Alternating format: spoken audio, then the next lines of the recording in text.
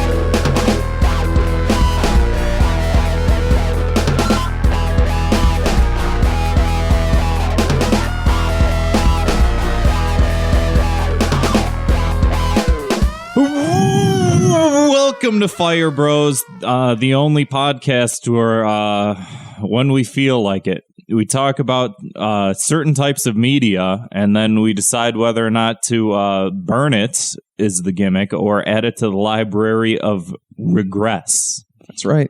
I'm Fire Bro Grant. With me is, you do your introduction. I'm Fire Bro Kevin. That's me. Great. And with us, what do you go by? What's... Sleep Science or Josh. I'm going to call you Josh. Yeah. It's easier. Okay.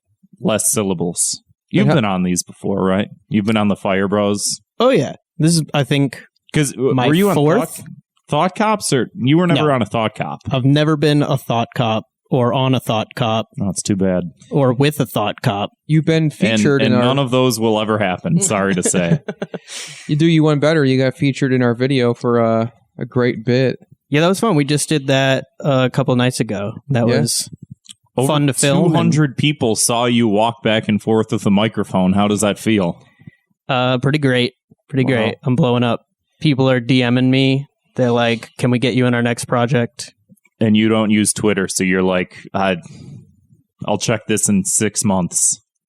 Yeah. They're DMing me on Discord. That's All where right. they know they can find me there. That's true. Didn't know Spielberg was in the server. Speaking of Spielberg, who makes Spielberg, movies. Talking movies, about them. What do you want to start with? You said you just watched Star Wars today, right? I did. Let's do that. Sorry. It was my second time seeing it. Yeah. I saw this for the first time, but this is Star Wars Episode 9, Rise of Skywalker. Is that what it's called? Yeah. I can never remember. It has the most forgettable fucking title of all It's time. Rise of the Skywalker. Is it really? I think so. Who the fuck Or cares? the Rise of Skywalker? I think it's just Rise of Skywalker. I could be wrong. Forgettable movie. We gotta know. So I was the first person out of the three of us to see this then. No, I saw it in theaters. When it came out? Yeah, that was the first time I saw it. Okay. So you and I probably saw it about the same time. And I saw it you- a month ago. a month ago. Yeah, because I saw it in Colorado. I was up visiting my sister, and my sister and her husband are big, like, just let's go to the movies, people. Like, I don't even care if it's good. She likes chick flicks.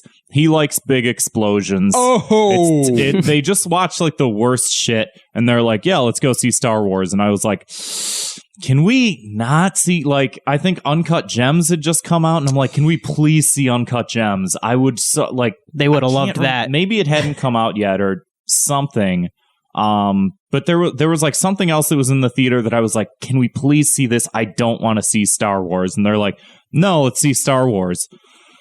I bought like a fucking bottle of edibles, and I was just like popping them all week, and like for some reason maybe I'd just taken too many, but they did nothing watching this movie. I was just fucking stuck in my seat, just witnessing it, not having any fun. Now talk about your experiences. I wouldn't say I was excited for this movie, but I was like, yeah, I'm going to see that. I like the original trilogy. I think they're a fun series of adventure movies, not to be taken super seriously. Star Wars. Yeah, the original prequels are fine, I guess. I haven't seen them in a very long time. The third one was bad. The second one I'm iffy on. The first one, like... I like the first one. I like the first one too. Going back to it, it's sort of like I've like the rose tinted lens of like, yeah, I liked this when I was a kid.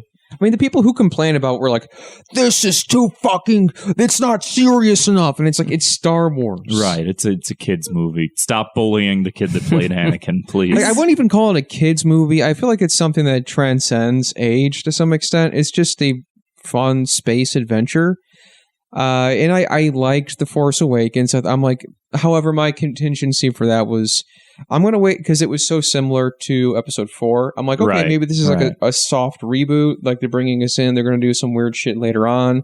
Last Jedi was the second one, I think. Yeah, in that trilogy. Mm-hmm. Yeah, I thought that was all right. I didn't know what to think of it for a little while. Right. But I certainly... Some people thought it was a complete cinematic failure.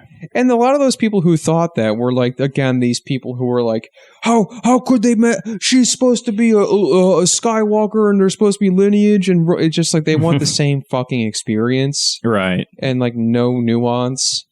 So, I mean, it wasn't great. There was definitely some hokey moments, but it had some solid moments. And then this was a big wet fucking fart.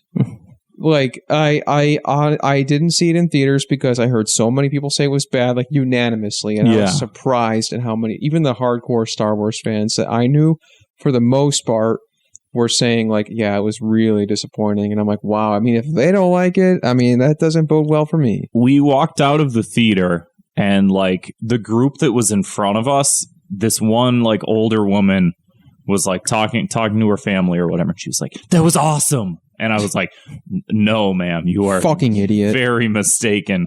And then, stupid bitch. Like me and my sister and her husband, we all got into the car, and I was like, that was like one of the worst movies I think I've ever seen. And he like, my sister's husband, John, he has a name. It's John. John was like, it wasn't good, but it wasn't bad. And I was like, it was bad. It was terrible. Josh. Yeah, I think when I walked out of it the first time, I was disappointed, but I didn't hate it. But watching it again today, I liked it so much less.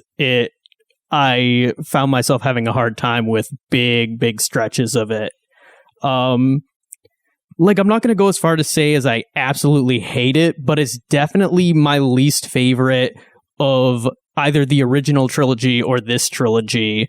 I think it's a horrible conclusion to this trilogy in so many ways. It was a horrible movie. It felt like we missed like 3 or 4 movies between this one and the last one. Like, well, do you remember, we talked about it, I think, a little on Thought Cops, but like they kept retconning storylines, and they're like, actually in the book, and it's like, put it in the fucking movie. You can't say, oh, there was this whole storyline with Rey and fucking Darth Vader Jr. And they fell in love, but then they fell out of love, and then the kiss at the end made sense contextually. It's like, then put that in the movie. You just like, there was this weird romantic subplot that like nobody fucking knew about, and they're like, oh, well, what did the kiss mean? Was it like a romantic thing, or was it a symbolic gesture? And it's just like, why is this even like up for debate? You didn't even like plant the subtext for it to like mean anything. Finn's romantic interests like have no consistency. It's like it's different in all 3 of the movies. In the first one, he's into Rey. In the second one, they set up Rose, and then in this one, there's that new girl from like the tribe. I forgot about that. And like none of them go anywhere. The actor John Boyega is also like very, very viscerally upset about like everything that happened with the trilogy. He's like outspoken about just like, he's like, how come every black character in a major motion picture is always just screaming and running around and scared? And he's like, that's what my character turned into. It was sort of cool at first, seeing like, oh, he's a stormtrooper that's gone rogue. Something might happen. He has a lightsaber. What's going to happen? Is he sort of like just a normal guy that just sort of takes up the mantle and becomes a Jedi on his own with no training? No, that's not what happened at all. He's just a screaming black guy. Like the more I think back on Force Awakens, I would say I thought it was good. Like it was a nice reintroduction in the series. I didn't hate it. Like the characters were, I thought all the new characters were likable. Like I thought they were. In this one, like they just like dragged them through this muck. I like both the first two movies in the trilogy. I think Force Awakens isn't super interesting, but it's a very competent movie. It gets the job done of introducing like new characters, new elements for the new trilogy, while still like justifying a connection to the original trilogy and being like, there's enough of the DNA of the original trilogy there to be like, this makes sense as a continuation. I think Last Jedi is great. I think it's far from a perfect movie. It's very flawed, but I still like it a lot. And I think it does a really good job of being like, here's the new elements that were introduced in the first movie. Now we're going to like explore some new ideas, take them in some new different directions. So we're not just like repeating the stuff from the original trilogy.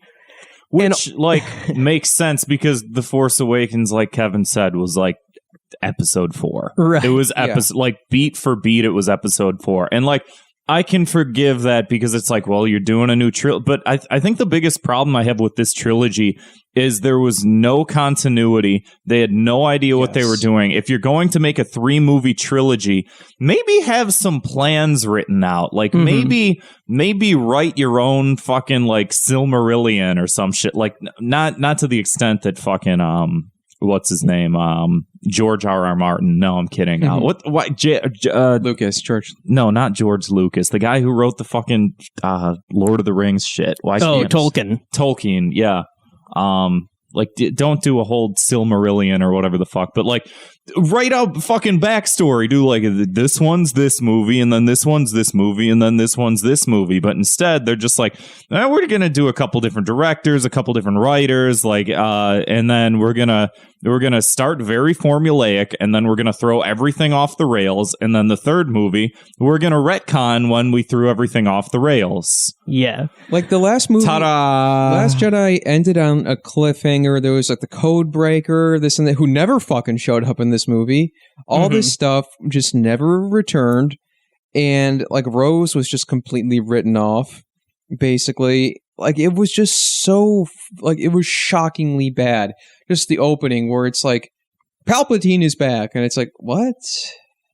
Yeah, no build. Just like here he is. That's easily the worst thing about this movie, in my opinion, is that they just throw that element in there, and it doesn't work in any way. It's not set up by either of the previous two movies. It's just so jarring, and it doesn't work for the plot. It didn't build up to it. It wasn't like a thing that, like, it wasn't a thing that you felt like either movie was like, oh, something's happening. So we need, we need to take down this one guy, or like there was the thing with the Snoke thing, but then it was just like, oh, well, he's dead or whatever. And but he's been manufacturing Snokes. And it's just like this. What is this? No, there's context. So Palpatine had a broadcast that was heard in the Fortnite X Star Wars collaborative event. It was canonically mentioned in the 2019 film Star Wars Episode 9: Rise of Skywalker. Again, more homework. Homework. I don't know what that's about. Like that's how this is serious. That's how they led into Episode 9 was Palpatine with a Fortnite event. Like, you could not think of a worse fucking thing in the world. I mean, this is embarrassing, dude. And just like, Here's the thing with Ray is a Palpatine or whatever the fuck, right? Sure, at man. first they're Sucks. like, you're nobody. Shut up, bitch, you're nobody. And then they're like, actually, Palpatine's still alive. And it's like the thing with Emperor Palpatine in the original trilogy is he wasn't a very interesting character. He was an ominous being that was pulling the strings from behind everything, and you know that he was important, but like the story wasn't about like, oh, the all-powerful evil emperor. It was just like, well, yeah, he's there, he's the bad guy. But like the story was like Luke's journey, and then like Darth Vader, and like those two reconciling, and then like that coming to a conclusion. And that's interesting. Dark cloaked figure is not interesting. He wasn't interesting in the prequels, really. Like, oh, he gets deformed because of the Force lightning, not just like he's really old. Yeah. And then the same thing with this. Just like, what's special about him that you need to bring him back as the main bad guy for the third time? He's nothing. not that fucking interesting. I think they just didn't know, or at least J.J. Abrams didn't know what else to do, because he wasn't, I think, tuned into the things that were introduced in The Last Jedi. He wasn't in a position to like flesh out those things further because he wasn't invested in them. And instead he was like, you know what, fuck all of it. I'm just going to bring this shit back. You gotta fucking adapt. Well, I mean, the original director for this movie was supposed to be the guy who did Jurassic World. Thank God. It was supposed to be a 3-person job. But then they ended up like ditching him and going back to Abrams, which I almost feel like threw it off more. I actually don't know if that would have been better or worse if they had kept that director, because I hate the Jurassic World movies. I never saw them. They're so bad. The second one is, if you think this movie was imagine Rey riding a motorcycle and there's 3 droids following her. There was just, I mean, they also, I mean, I do feel like they, like, I'm not. A lot of people were like, "Oh, are Finn and Poe gay?" Right, and it seemed like that could have been possible, you know. And then they just sort of like Poe had this like force, like oh, it's my old flame, and just like this character you don't care about. Yeah, it's queer baiting. They just like it was so like we're supposed to care about this moment, and like she's on screen for like a minute and a half, and then she comes back for like a minute and a half, and it's like this like sorrowful goodbye at the end. It just like. We never, like, she was on screen for 4 minutes of the whole movie.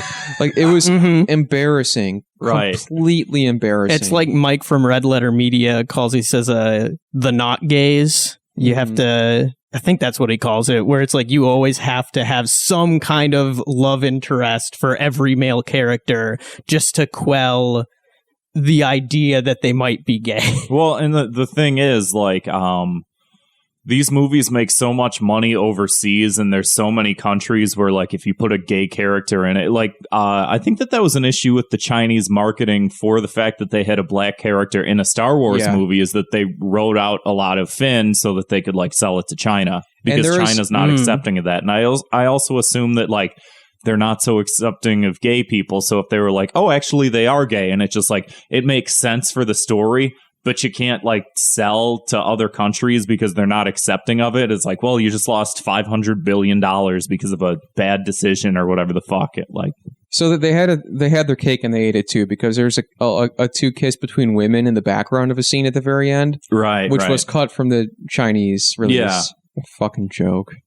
Yeah, I agree with you though that they put them in a weird position with Last Jedi because they did a lot of things that like took it off the rails. Personally, I like the ways that movie went off the rails. Yeah. And I really think it gave them a great opportunity. Like, they had the opportunity to make a really great third movie. All they had to do was take the elements that had been established in Last Jedi, take those ideas, flesh them out further, and create just an organic conclusion. But instead, they just threw all of these new, ridiculous ideas in and just completely confused and muddled the plot. I mean, for no good reason. It was a big cash cow for Disney. Disney spent a lot of money buying Star Wars. They released now, you know, more than 3 Star Wars movies, like 3 mainline Star Wars movies, 2 other Star Wars movies, and then like the TV series, show. Yeah.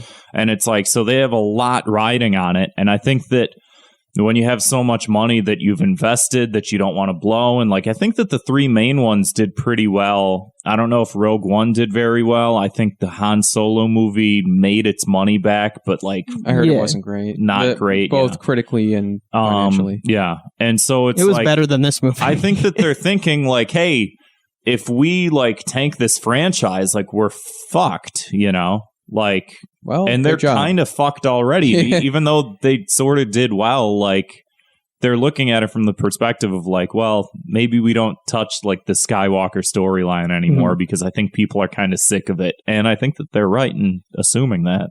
Well, The Mandalorian started like before the release of this movie and then concluded after it came out. And I think that had really good reception. So that kind of salvaged the brand for them. I'll be honest, The Mandalorian is one of the few like Star Wars enterprises anymore that like I give a fuck about. Oh, for sure. Yeah. I do want to say, well, the main things that really sucked about this movie were like the pacing is just ridiculous, especially the first like 45 minutes or so. Like things just keep happening. It's one after another and you don't get a rest. It's just like action scene, action scene, action scene. Right. And then even the scenes where people are like talking, there's like this crazy score going on and it doesn't let the movie breathe at all. It's just like, you need to feel the emotions. Yeah, and I also felt like there were some cool set pieces and settings, like the festival they go to on that one planet. I'm like, oh, this seems kind of new. I like this. It's just creative. There's good visuals. Yeah, in the and then movie. like they're there for like 2.5 minutes, and and then it gets overshadowed by some stupid fucking Kylo and Rey scene. All right, well, we gotta leave now. They're communicating back and forth through the fucking teleweb or whatever the fuck. Like, what? Well, it was a continuation because they did that in The Last Jedi, I know, but it wasn't as good in this movie. I hate it. Yeah, it was. I liked it in the last one. This one was just. I'm gonna make a lightsaber appear in your hand. There were a couple scenes in this movie that I could say that I liked. I did like the part where Rey accidentally blows up the ship that they think Chewbacca's in. I don't like that they like reversed that, but when you think that he is dead, I think it's a pretty cool scene. Can I just talk about that for a second? Like Chewbacca leaves and like no joke, 10 seconds later he's captured. Yeah. He just like runs off and then you see him captured. It's just like like you said, they're just trying to cram as much action in as possible. Mm-hmm. They're just like, we gotta move the story along. And it's just like, just give it a second, give it some time, let the characters interact. Like, this is what people like about movies, is like seeing the interplay of some of these things. Like, you don't need 17 big action scenes. Maybe you just need 2 or 3. Like in the original Star Wars movie in episode 4, there was one lightsaber fight.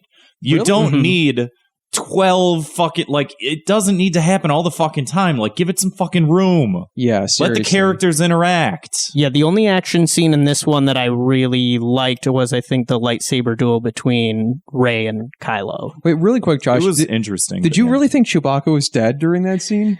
No, it's when I first saw it. Right, but when I first saw it, I thought he might be. Just killed him off like that? I wasn't positive, but Josh is a fictional character. I wasn't like, oh no, he's definitely not dead. I was like, I guess, I was like, yeah, he's not. They didn't fucking kill him off so unceremoniously, you know.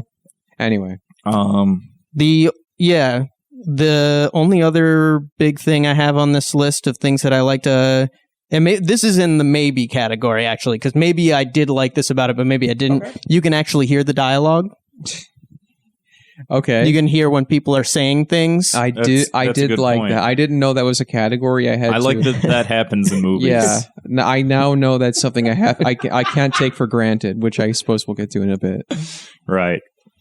Man, there were some things that, like, I'm going to set this on a different episode of Fire Bros, but there was an element of this movie where, like, when I was younger and I was playing with toys, you know, I'm like 8 years old and I get my big box of toys and they're all from like different enterprises. Like, it's like, oh, I have the fucking, I have a Power Ranger and a dinosaur and a Toy Story toy, and they, like, you're making up like what they're doing and shit like that. There are elements of this movie that remind me of that, like, childlike innocence of just like, we're gonna there's Emperor Palpatine. Well, guess what? There's 1,000 Emperor Palpatines. Like, that childish mentality of just like, all these dark hooded cloaked figures just in the room, and it's like, who the fuck are these guys? What is this? And I mean, that can be played off well, but this movie did not. They're just like, do that.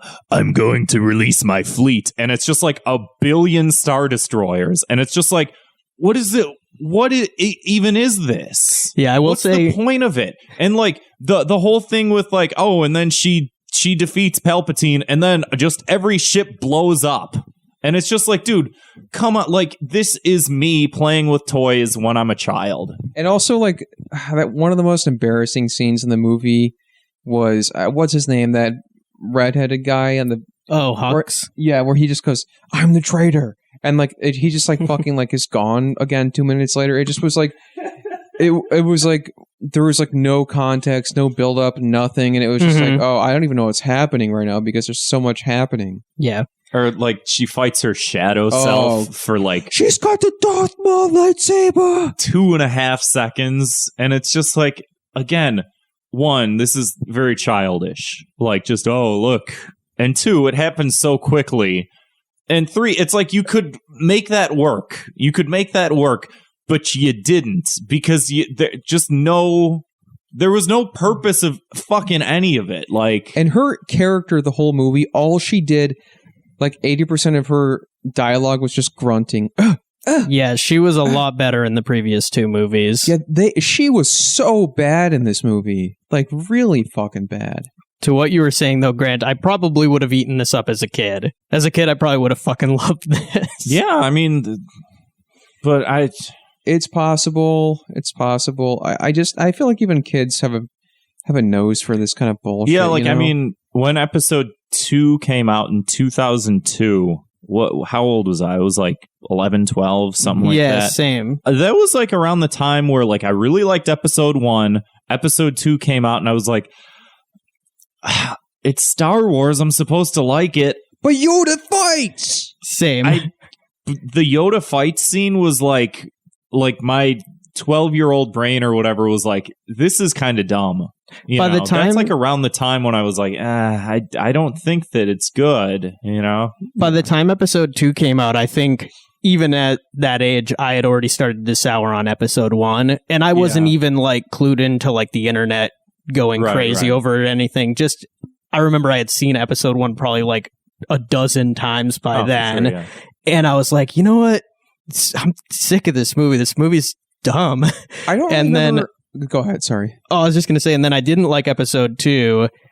And then I remember when I saw episode 3, I was like, okay, that was all right. I actually rewatched the prequels last year, and I will say, like, I will still take this movie over any of them. I think you could maybe make an argument for episode 3 over it. Yeah. I think episode 1 and 2 are like intolerable. I can't watch them anymore. I will never watch those movies again. I think in the order that they came out, they got worse and worse. Like 1, I thought was like serviceable. It was like whatever. I thought it was like good, you know. 2 was sort of like when I started falling off of it. 3, when I was watching 3, I was just like, I don't think I like Star Wars anymore. Like that was my thought process with those. I kind of want to rewatch 3 because I last saw it when it was in theaters. I personally think it holds up the best of them. I think the first 2 are so fucking cringy. Opposite of what you're saying, but I mean that's fair. I could also be wrong. I don't think any of them are good movies. For the record, I think I would rather watch all of the prequel movies again.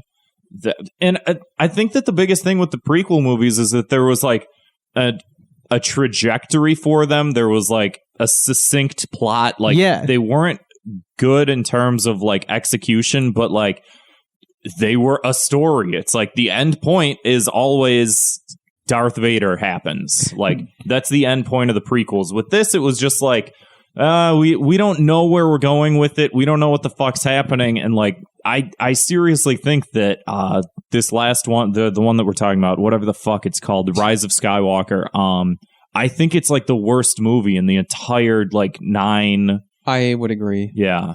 I would say, I have to rewatch the prequels, but I'm also like, do I really want to even spend my time doing that? I don't fucking care. Having watched them last year, I can't imagine taking episode 1 or 2 over this one, but that's me. I just find those movies to be. I think the first one is just so there's so much cringe in it, and then the second one is boring as fuck. The second one was boring, and again, like as a 12-year-old, I was just like, they have lightsabers. I'm supposed to like it, but like this is.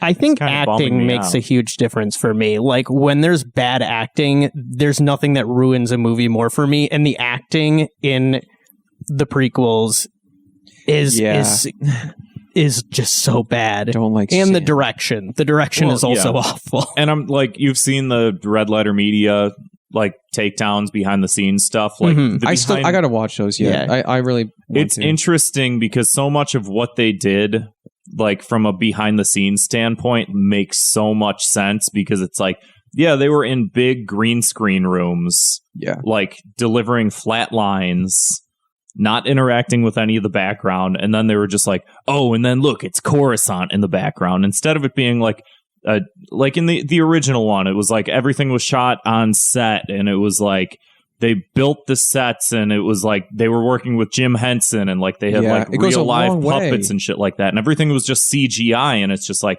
you can tell like they're in a blank room that they painted, you know. Real quick on the note of puppets, though, I want to say like one of the best things about Last Jedi was when they had that brief Yoda ghost. It was the puppet Yoda, right? And I was like, that's so cool.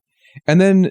But I was going to like to wrap this one up. What did you guys think of the ending of Rise of Skywalker? Oh, where she gets the DLC item at the end, and then she says, "I'm Skywalker," whatever. I'm Rey Skywalker. I think it would have been the yellow lightsaber, and it's like, your DLC item, your post game DLC item came in. So there's that old woman that's like, "Who are you?" And she's like, "I'm Rey," and she's like, "Rey who?" And she's like. Rey Skywalker, and it just would have been so good if it cut back to her, that old woman, and she's just like, okay, like what? Whatever, and she just walks away. It reminds me of the John Mulaney joke about amnesia, and like people who wake up in a hospital with amnesia go, "Who are you?" And it's like, that's not how you talk to people. Like if someone came up to me and was like, "Oh, hey, John, how are you doing?" I'd be like, "Hey, man, not bad. How about yourself?" And like, you never admit that you don't know someone. Like, so being like, "Who are you?" It's just like, what the fuck do you care? Also, what kind of lesson is that for kids? Like, never give your name to a stranger. You know? But I thought it was so flat. It was like there was the nostalgia bait. Oh, the two sons, whatever, and then. You know, even in Return of the Jedi, like the end, there was like it's like Darth Vader's ghost. We get to see what he looked like as a normal person, and like all these people, and it was just like Luke and Leia, and it was just so lazy. It was like so lazy. Anyway, what's his name is? Oh no, never. I'm thinking of something else. Never mind. Well, I can honestly say this was the best episode of Impy and Chimpy that I've ever seen. I don't even understand what you're talking about. Flanders walking out of the theater. It's easily one of the best lines from The Simpsons. Anyway, back to something we don't like. Ratings, this is an easy burn it for me. Burn the fuck out of this. Invent a real life lightsaber and like use it to destroy every copy of this movie that exists. Yeah, I can't possibly argue against burning this. Go for it. Anyway, we were talking about prequels earlier. Let's talk about a good prequel. Better Call Saul, Season 5. Hell yeah. It's the most recent one. I think to catch back up, we've only talked about season 3 or 4. We did both. We did both? Yeah. Did we do both? I only remember talking about one of them. I could be wrong. I mean, I know. I feel like we did 3. I don't remember if we did 4 or not. Well, I'm sure people, eagle-eyed listeners will know. Ionut Runner will be like, actually. Yeah, thank you for knowing my life better than I do. So Better Call Saul Season 5. This is a show where, I mean, like Breaking Bad is yada, yada, yada, one of my favorite things ever. And I feel like every time Better Call Saul comes back, I'm like, yeah, I'll get to it. It's on, and I'll get to it. And I usually wait till the season's over, or I catch up partway through. I'm like, oh yeah, I gotta watch it. There's a handful of episodes. Then I sit down and watch them, and I'm like, this is one of the best shows of all fucking time. Yeah. Yeah. I'm like, what the fuck was I dragging my heels on? And I feel like I actually have been rewatching Breaking Bad recently. Same. And there is even moments where I'm like, I don't know, I kind of do think that Better Call Saul's better. And I also felt like and it's so hard to say. It's like weird to say the spinoff is better, but I mean, it just has more room to breathe. Like I was watching Breaking Bad, like season 2, like he gets so attached to Jane. He knows her for half a season. She dies. Like, oh, I loved her more than anything. I mean, it's like, I get it. It's a fast-paced show to some extent, and like a lot of shows do drag their feet. But it was hard to just like, I was right after this. I watched this season, and just like the build-up of like previous seasons with Chuck, and it's like, yeah, the show could be slow as fuck at times, but those moments, especially like this season, delivered on so much. Where it was like the waiting and like just the living with these moments was like made so much of the fucked up shit so fucked up.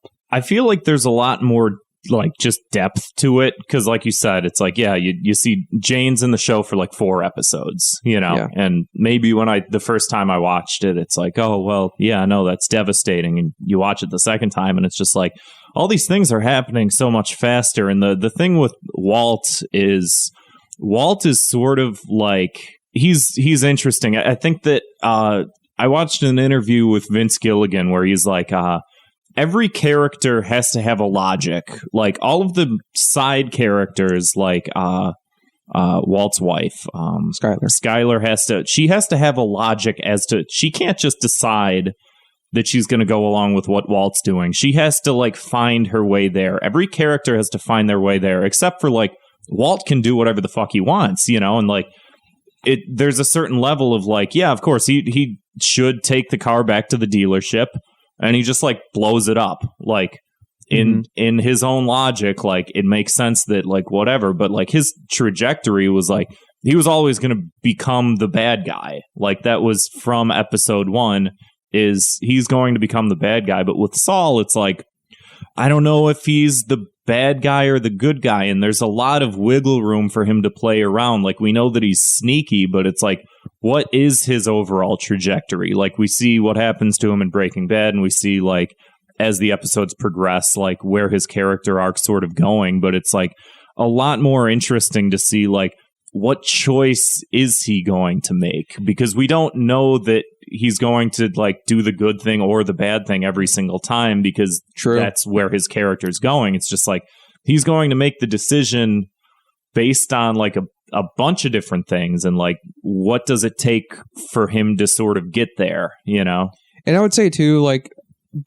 I was like debating like, oh, should I watch Saul before, because I'm watching with my girlfriend and she'd never seen Breaking Bad, and I was like, oh, should we watch like Saul first, then like Breaking Bad? But then I was like, I really do feel like Saul is essential to watch after Breaking Bad, especially because of those like open credit, like those like season openers which take place afterwards. Right. But not to mention, it's almost like the show, there's certain tragedy to it where it's like you see him, like, how he ends up, and you see him like trying to fight against it so many times. And it's like those moments of him doing good where like, yeah, man, it's like a lot of the show's about like, for all the characters, like, accepting who you are. And that's the thing. Like that happens. Like Mike struggles with that a lot in the show. Like Gus knows himself pretty well, but like Saul is like, he's just like trying, like he's like trying to do the right thing. He's got his brother on his back, things for the wrong reasons, or the wrong things for the right reasons, and like there's a lot of mess with it. Like he's fighting his nature. His nature is to be a trickster and a cheat and stuff, and like you can tell like he really prefers to do that, and he does the right thing, but you can tell he's like not happy when he does it. Right. And then it's like this thing is like, man, you just got to accept you're a bad person. Like, right. Yeah, that's like fucked up. Yeah. I don't think you could confidently say that he's the good guy or a good guy. But yeah, he's definitely not evil. Like he has plenty of good instincts and like compassionate instincts, but he has them in a weird way for like the wrong people. Like he has an affinity for like fuck ups. And I think that's because he was a fuck up, and he's like there he has a certain mentality where it's like, well, I want to, this girl that like didn't get the scholarship, and was that this season or previous season? That was like season 2 or 3. Because I'd like rewatched a couple of them with my mom, and season 2 or 3, there's the girl that doesn't get the scholarship, and he's like, she fucked up in the past, but we got to give her a chance, and everyone's like, no, and he's just like, this is like me, you know? Yeah. Like, they're not giving her a chance. They're not giving me a chance. These people fucking hate me. And it's like, right. There's a lot of, he's a compassionate person, and he's like fighting for the wrong side because there's like something for him to gain out of it, you know? Yeah. No matter how much he tries to like overcome his past and prove that he can be better, everyone in his life, like his brother, right, the people that he works for, like, nobody gives him the benefit of the doubt. Everyone just tells him that he can never become better than who he is. Right. And they're kind of right, though. That's the fucked up part. They are, but that's the interesting thing, though, is like, by virtue of them not giving him a chance, are they forcing him into becoming Saul? Right. Or is he like destined to become Saul? And it's like, it's a little of both, but it's interesting to see how it plays out. Like, he wouldn't be such like a retaliatory asshole if his brother wasn't like an unaccepting, unloving dick to him. But also, like, his brother loves him a lot, and like, he knows that he's like a trickster, so he's trying in his own way to do his best, like his best for him, but protect him in a way too. He can't be, you know. Like, I think his ambition changes from trying to prove himself as better to these people to just trying to just hating them and wanting to do everything different and better than them, basically. And to speak of the other characters in the show, Mike, you know, he's like, so like season 4 ended with him having to kill Werner, right, and sort of solidifying his relationship with Gus, because he's sort of like a lone operative before, and he gets sort of solidified with Gus in season 4. And this season, it's like we see much more of like how Mike and Gus are in Breaking Bad, right? You know, employer and boss, and there's a lot of really interesting moments in them. I do feel like sometimes, and look, you see like Mike is picking fights and shit and getting the fucking like shit kicked out of him and stuff, which is like weird because you never like see him act like that in Breaking Bad, and which is interesting. It's like, oh wow, this is like adds a lot more depth to even like what we already knew. And I do think like sometimes in the show, I do feel like they're not 100% sure what to do with Gus. Like I feel like he had some great moments, like he had to burn down the restaurant and stuff. But I do feel like there are times where he doesn't seem to like, he just sort of like I don't know. What do you guys think? I think he's one. Oh, sorry. No, you go ahead. I was just gonna say I think he's one of the few characters whose his character and his personality is already set in stone even before this show starts, because he's already had the incident where like his partner gets killed by the cartel, and I think that sets him like on his trajectory of just like, I have a mission and I'm doing it no matter what the expense. Right. And they even say in I think the final season of Breaking Bad, when like Walt has his own like criminal empire, he's no longer working for Gus and stuff like that. And Mike says to Walt, like, Gus spent 30 years like creating a business and creating his drug empire and doing all this shit and like finally getting his revenge at the end. And like, you come into town and you think he says something along the lines of like, you shot Jesse James, but you're not fucking Jesse James. Like, but that was like Gus's thing, is like, he spent 30 years like playing the game of like taking punches when he needed to take punches and like coming out ahead when he felt like he had a little bit of wiggle room. And so I think it's interesting to see him have to navigate that, because like in Breaking Bad, we see him carry out what he's been wanting to carry out for the past 30 years, but it's like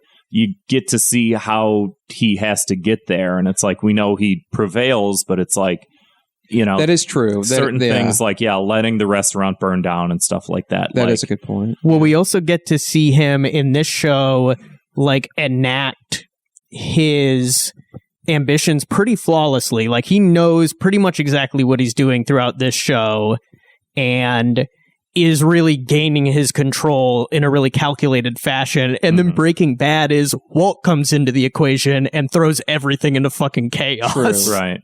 True.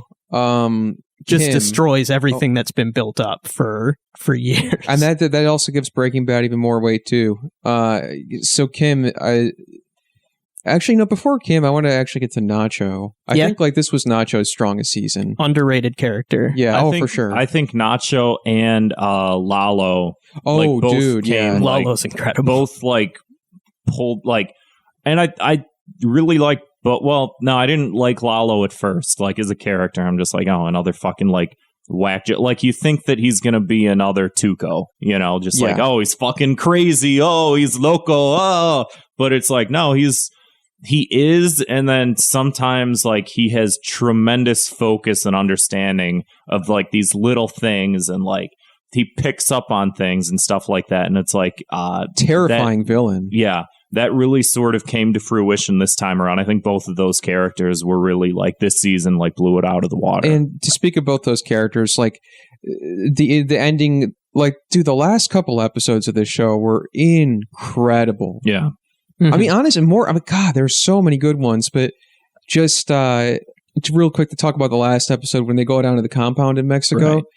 Like that was so fucking scary to watch, and like Nacho having to fucking pull that off, and like setting the fire in the kitchen, and then going out and there's already like the SWAT gear guys outside like immediately, and like Mike's thing of like he'll be gone tonight, don't worry. And then even watching Breaking Bad, the first scene with Saul, or the first episode with Saul, and they take him out to the desert, he has a line where it's like, oh, you're watching Breaking Bad. You're like, and it's like, maybe they planted this as a seed, or maybe they just kind of came back to it to write Better Call Saul. But he has a line where he's like, did Lalo send you? Nacho? Did Lalo send you? Right. And throwaway line of like what happened at the ranch. And yeah, it's like, exactly. You get to see what happened at the ranch. It's like, so we know well, it that seems like it's alluding to stuff that's going to happen next season, because when he finds out that it's not Lalo, he's relieved. That's true. think. So we have to assume he thinks Lalo. I mean, even still, it's like, so Lalo's going to do some bad shit regarding Jimmy next season. I don't know what the fuck is going to happen to him, because it's like, but Lalo's a character too, where it's like watching Better Call Saul, you're like, damn, Breaking Bad would be a very different show if this character was still around. Right. And it's like whatever they do to get rid of him to make him not be in Breaking Bad is like essential in this show. Yeah. So that's like what next season is probably building up to, is like, we got to do something about this guy.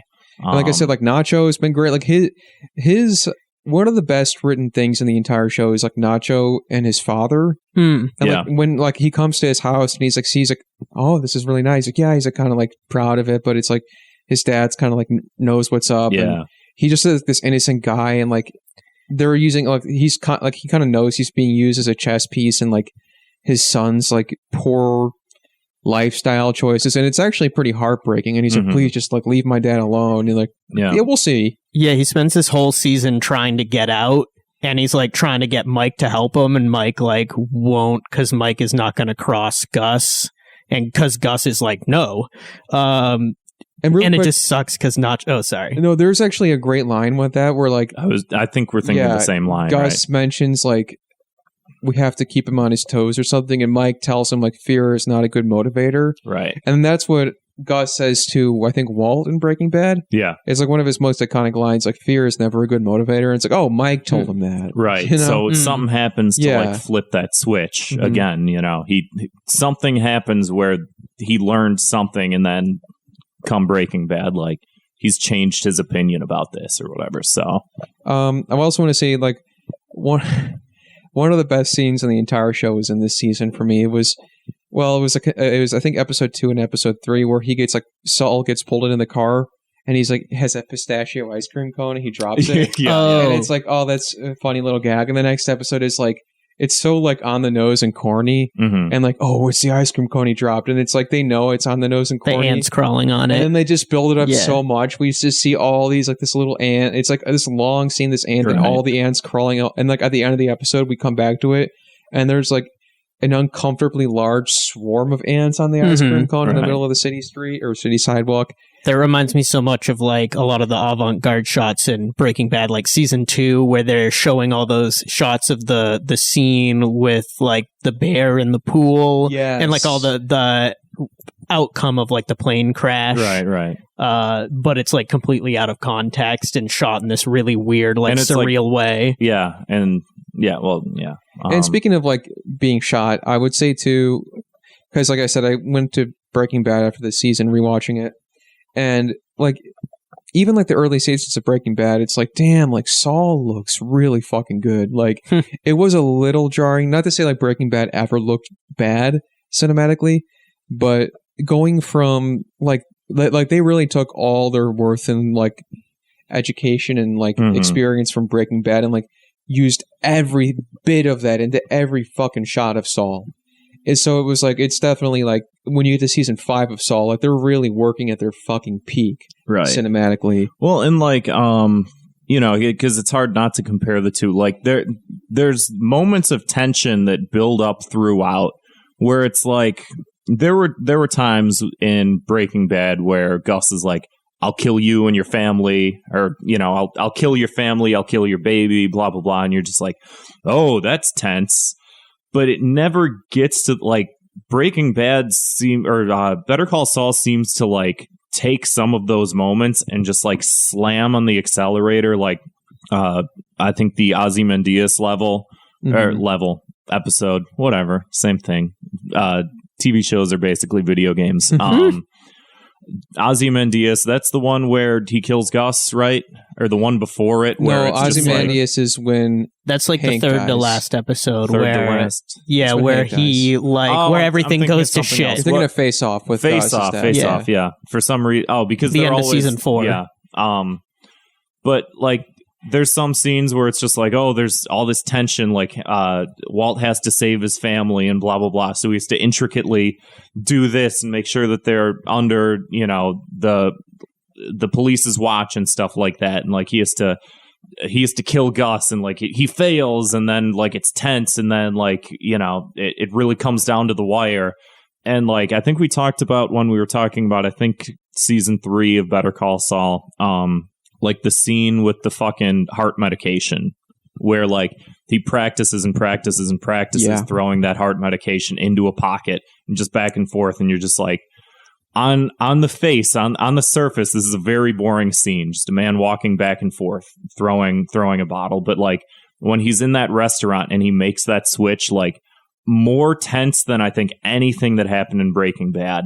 And yet I feel like they continued to top it with like the scene with Lalo figures out something's weird with Saul, so he comes back, and like that scene of like after the what's he Bagman gonna episode, do? that was like Yeah. that was like fucking Breaking Bad, like pedal to the metal levels, which I did not expect. I was like, holy fuck. So like and yeah, I want to get back to that, but like that scene where it's like Kim is like finally like pleading and like speaking up for Saul and herself, like against Lalo, and like tell me the story again. She's not pleading, she's being like a badass. She's like, don't fuck with us. I was like scared as fuck. That level of tension again, like it topped the other previous levels of tension that I feel like blew a lot of the tension in Breaking Bad just like out of the water. I would agree. You know? And it's also like these characters too, like who are exclusive, like Nacho, Kim, and Howard and stuff. It's like we don't know why they're not in Breaking Bad. Right. And that scene was like, we've come to enjoy Kim so much,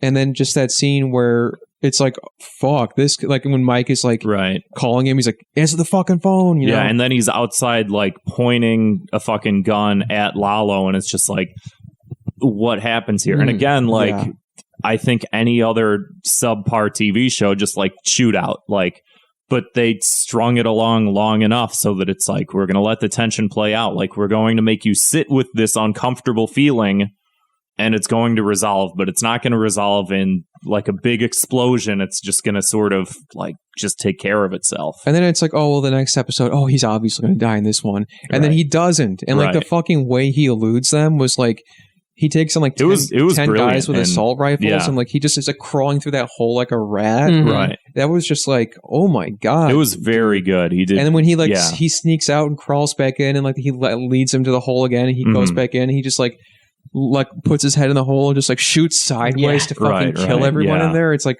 dude, this is like so brutal and also creative. Yeah, that was very good. And then like right at the end where he like looks at the tequila bottle and he's like, something's up, you know, sort of thing. And it's just like, fuck, man, just like every single fucking like beat along the way is just like perfect.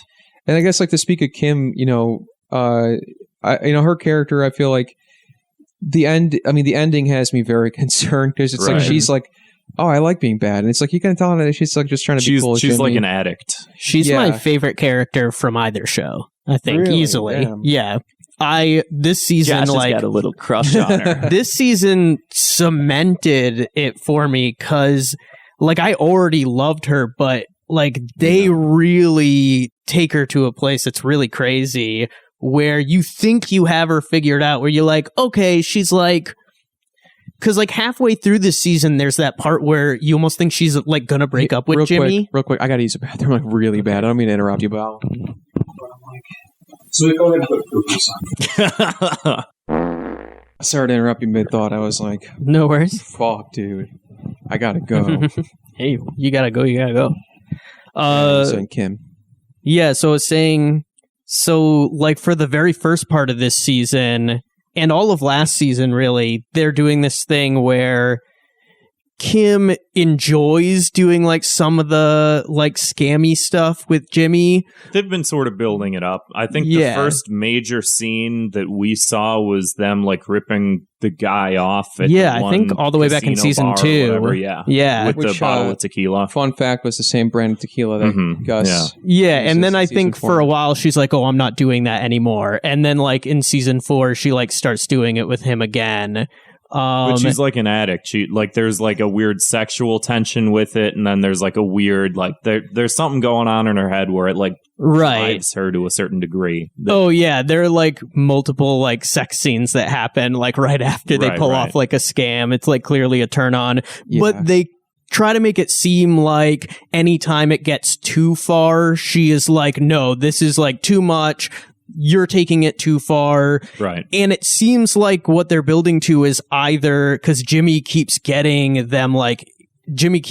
over his head, and you think like, okay, either he's going to get her killed or she is going to finally be like, I can't take this anymore and leave him. And there's this great scene of like halfway through this season where you think that's going to happen, where she is like fed up and she's like, that was way too far. Like either we need to break up or we need to get married. Yeah. And then they just fucking get married. And from that point forward, it's like this completely new perspective on Kim where all of a sudden you realize like she really does want this life. She just wants to be like protected. Right. And she's then just sort of like, I think, sort of lying to herself at first. Like, oh, I'm good. I'm a hard worker, blah, blah, blah, blah, blah. I'm not like that. I'm not like that. And it's sort of like that like undercurrents of like, oh, but I really enjoy this, but I'm not that person. I would never do that.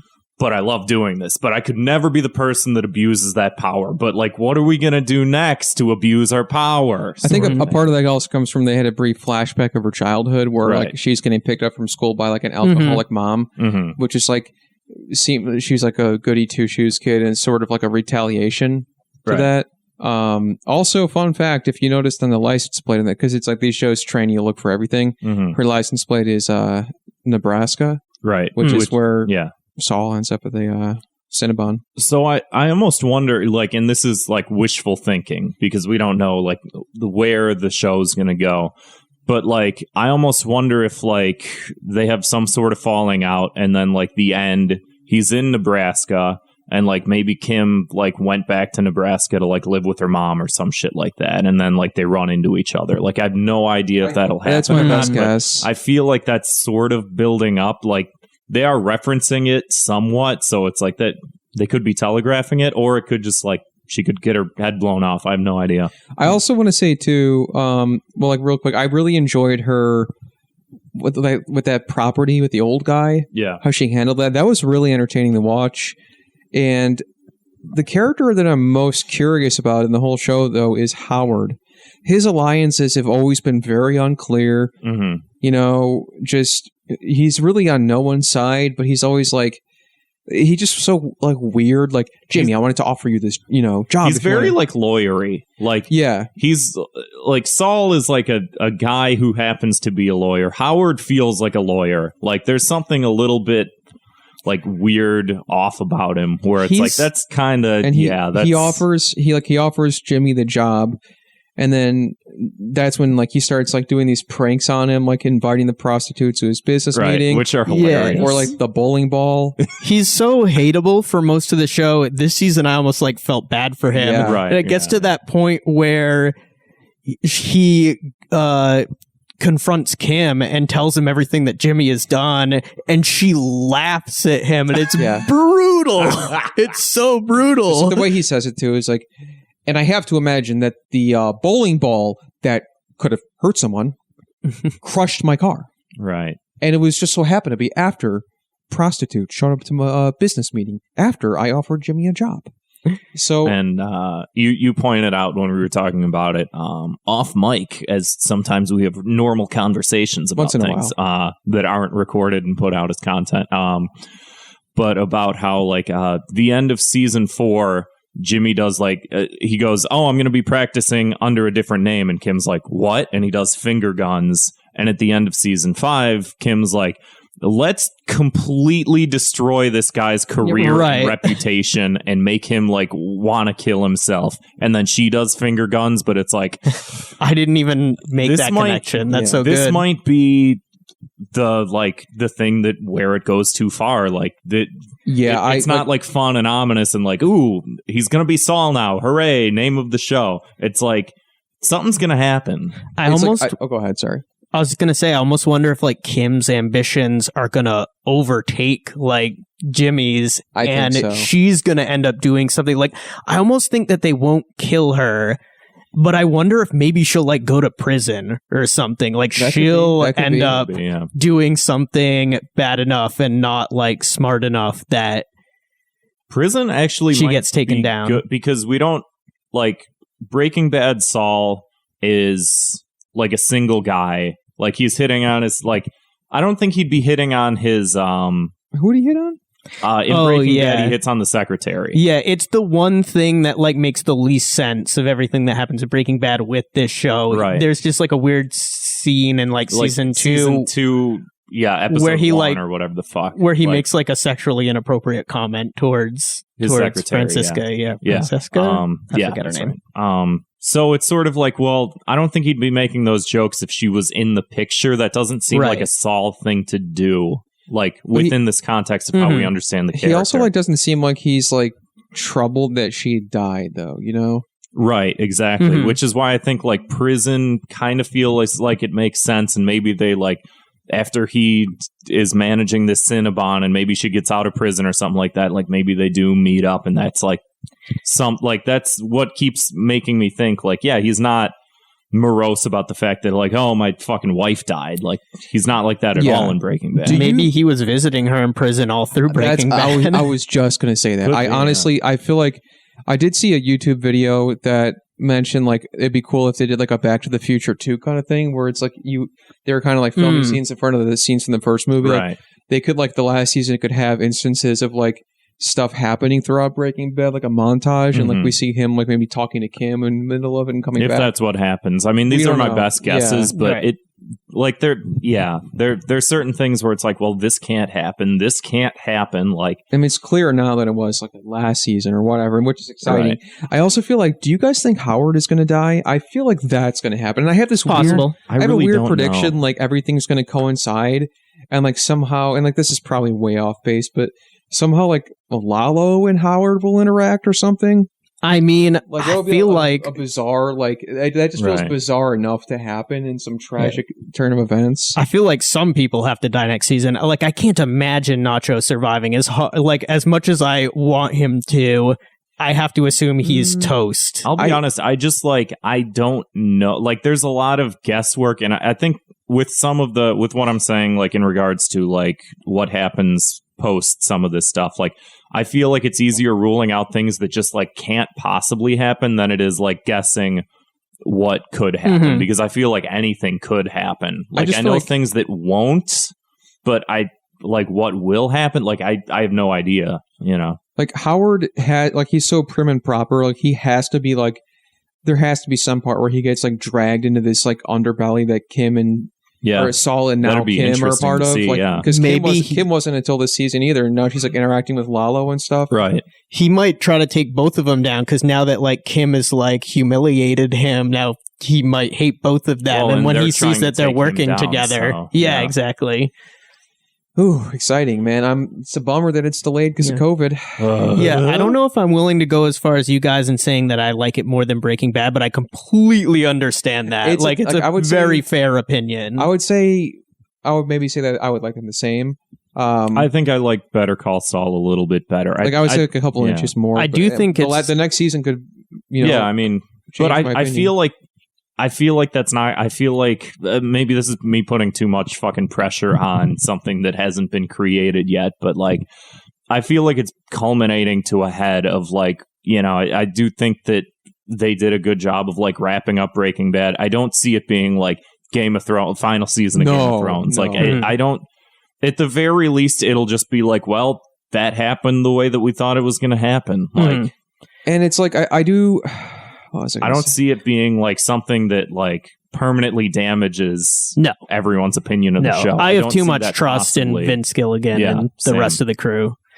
I think this show has been getting better and better, and I think this was the best season so far. Oh yeah, for sure. And then we didn't even talk about. So I was talking about like some of the tense moments, like the fucking the drug transfer in like season 3, I think. And then like the moment with Lalo where Mike's outside the apartment with the gun, like ready to shoot him, and then Kim's like yelling at him and shit like that. Like, we didn't even get to like the desert scene, which like again was like slow crawl that builds up to like this insurmountable amount of tension where like, eventually Saul, who's been like pussyfooting his way through the entire desert, just goes like, you know what, fuck it, like, and puts his life on the line because there's that one fucking like lone car that's just going back and forth in the desert, just like keeping him there. And it's just like, well, do I die like of thirst and of dehydration, or like do I just say fuck it? And he like walks out. And Kevin, I think you made the comment of like that was almost sort of like his baptism sort of thing as Saul. Like, and he that's used where that space blanket too. Yeah, that's where he goes from Jimmy to Saul, like as a more sort of like permanent thing, Yeah. That episode was fantastic. Yeah. So good. I mean, I don't know if I have a whole lot else to say about this because I got a couple other. That like payoff of like when the car like just finally like blows up and like flips, and you're just like. And one point on that too, it was involving two characters that we know don't die, right? And I was still on the edge of my seat, right? Exactly. Like that's just an impressive. Yeah.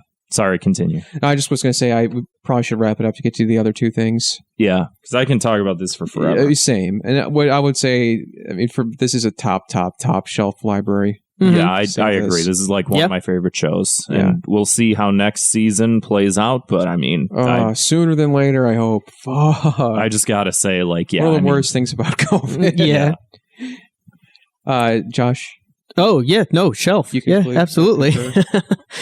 Yeah, if you're not watching the show yet and you watch Breaking Bad, then you have you're fucking missing excuse. Out, man.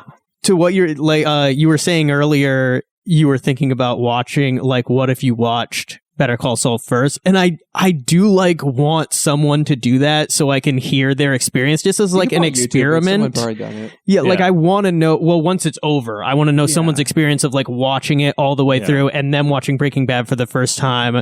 But I don't know that I would confidently like recommend that anyone do that. I never recommend that just because I feel like prequels are supposed to be viewed like after. It's a like before story that's told after the original story. Like I think that like prequels should be viewed in that order. And I would say like basically everything. One of the most important points for that argument is in season 4 of Saul, there was like a cold open of one of the episodes that took place like during the final season of Breaking Bad when he's like destroying his office.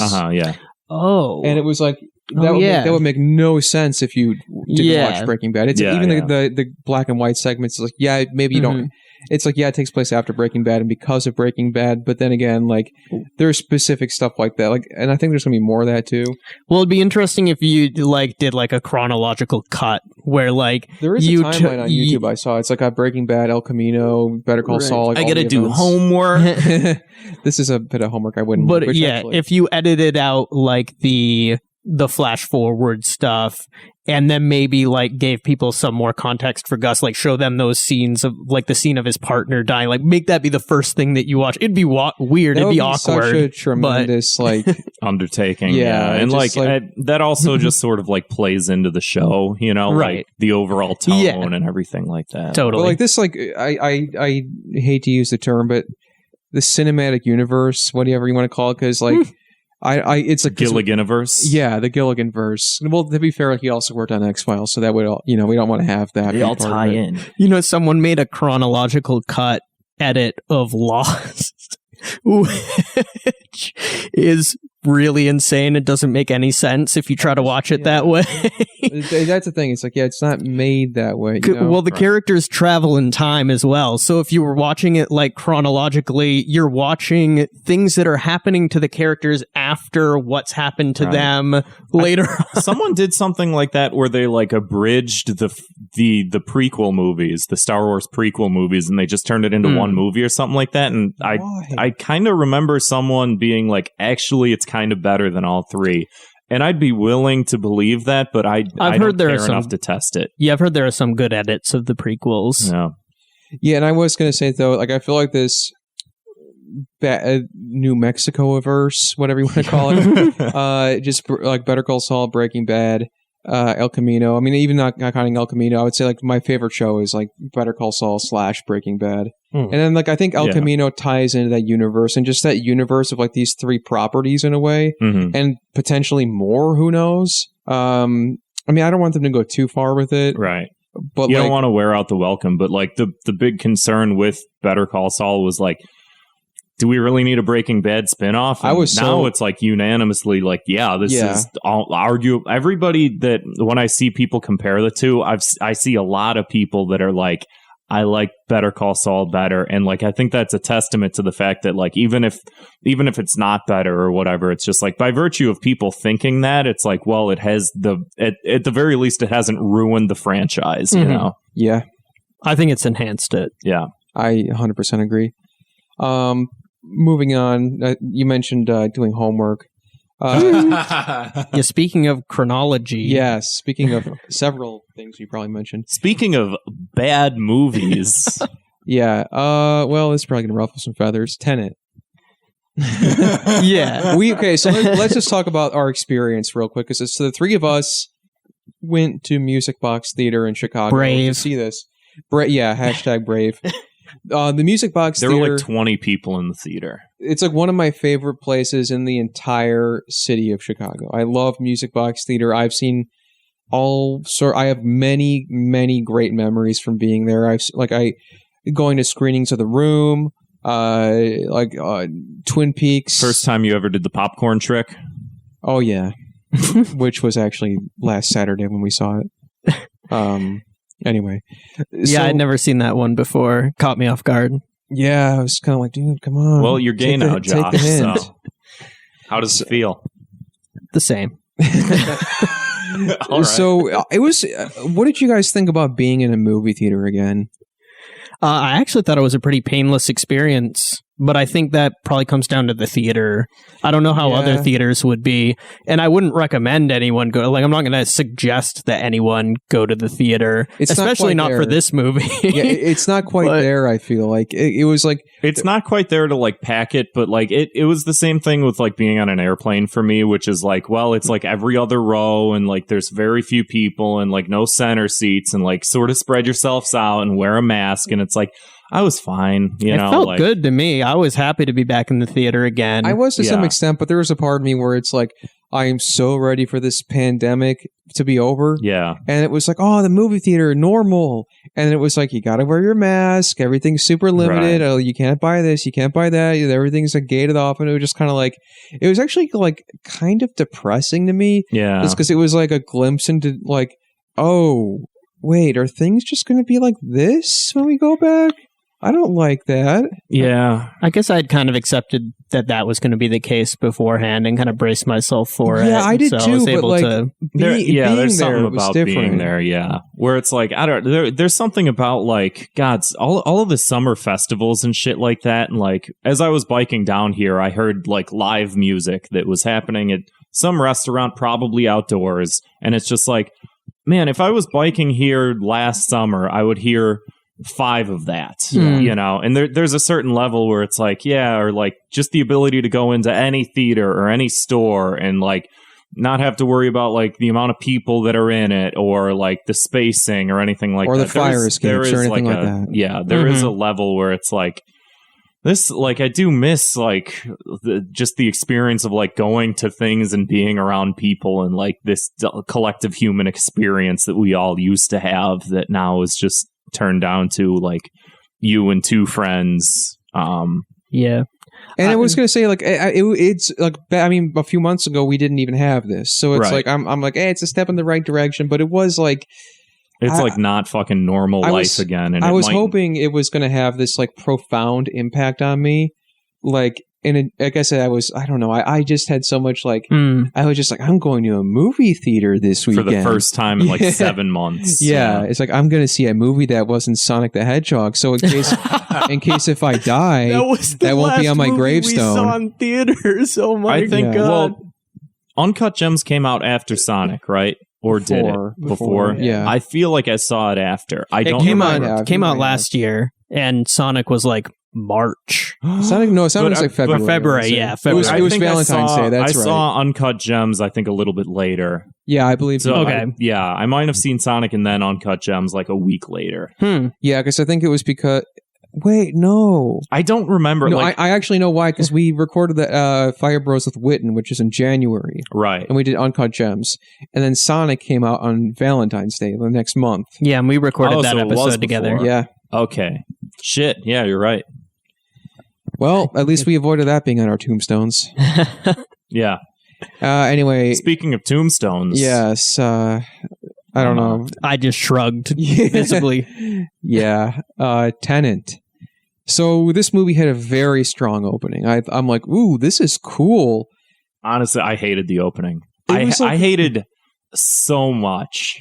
There's like the opera, the fucking like shit going off, and I'm like, oh, it's loud and exciting. Little did I know that when characters would talk, listen, I don't fucking care what anyone says. You can't hear. Like, and it's not just us. It wasn't just our experience. I heard a lot of people say the sound mixing was so bad. It's terrible. And it's most people who are saying that who have basically seen it. Everybody. Like, where did you go to see this where that wasn't the case? That's what I want to know. The audio mix is poor. Like, I think it's not completely inaudible, but it's pretty inaudible. Now, here's a blunt take. In some cases, I don't even fucking care what they were saying. I'm like, I could tell, like, just by the camera spinning and the music that it's like some fucking useless gobbledygook about this, like, system they have. And it's just like, I mean, it made especially no sense because we couldn't fucking hear anything. Right. But it was also like, I'm like, I've seen Inception, yada, yada. I've seen, what was that other one? Interstellar. Yeah. It's like, those are both so, to me, they were so convoluted. And it was just like, I'm hearing like, dun, dun, dun, dun, dun, dun, dun, yeah. dun, dun, and it's like they're talking like, dun, dun, dun, dun. It's like, I already know it's going to be like the others, like, go backwards, forwards, backwards again, forwards. And it just was like, it's like, yeah, this is just going to be something you're going to have to suspend your disbelief and be like, wow, this movie's smart because it does stuff. And people explain things, and I'm just dumb for not getting it. Here's my take on that is that I understood what was happening the whole time. Yeah. I understood every single little bit of what was happening, but I had no idea what the fuck was happening in that movie. I understood, like, it made right point A, point B, point C, point D. I get it. I'm not a fucking moron. I understand these things that are happening, but, like, what's happening? I have no fucking idea. At the beginning, I have no fucking idea. The concept seemed interesting when, like, the bullet, like, oh, these are for, like, it's from the future. It's like, oh, well, we don't know how it's made. It's from the future, but it's things that were sent back, and that's how it works. Things that were sent back. I'm like, oh, that's actually pretty interesting. And I like that sort of, like, time travel shit where you sort of have to, like, think about it a little more in order to understand, like, what exactly is happening. Like, I like that type of stuff. Honestly, I feel like time travel is just, like, a concept I feel like I have an especially hard time getting my head around. I thought the concept was excellent, but I feel like like what they did with the concept could have been so much better. Yeah, I don't want anyone to fucking say that I am too dumb to get time travel and that's why I didn't like it. I would have understood it. Maybe I would have gotten it if I couldn't hear it, but I'm going to stop harping Yo on it. Guacamole on the Discord said, you must be stupid if you didn't hear or if you didn't understand what was going on. And it's like, I feel like my experience with this movie was before every like big set piece crazy scene would happen, there would be like a discussion between characters where they kind of like set up what was going to happen. And you couldn't, like, every other line of dialogue was like inaudible. You couldn't tell what was being said.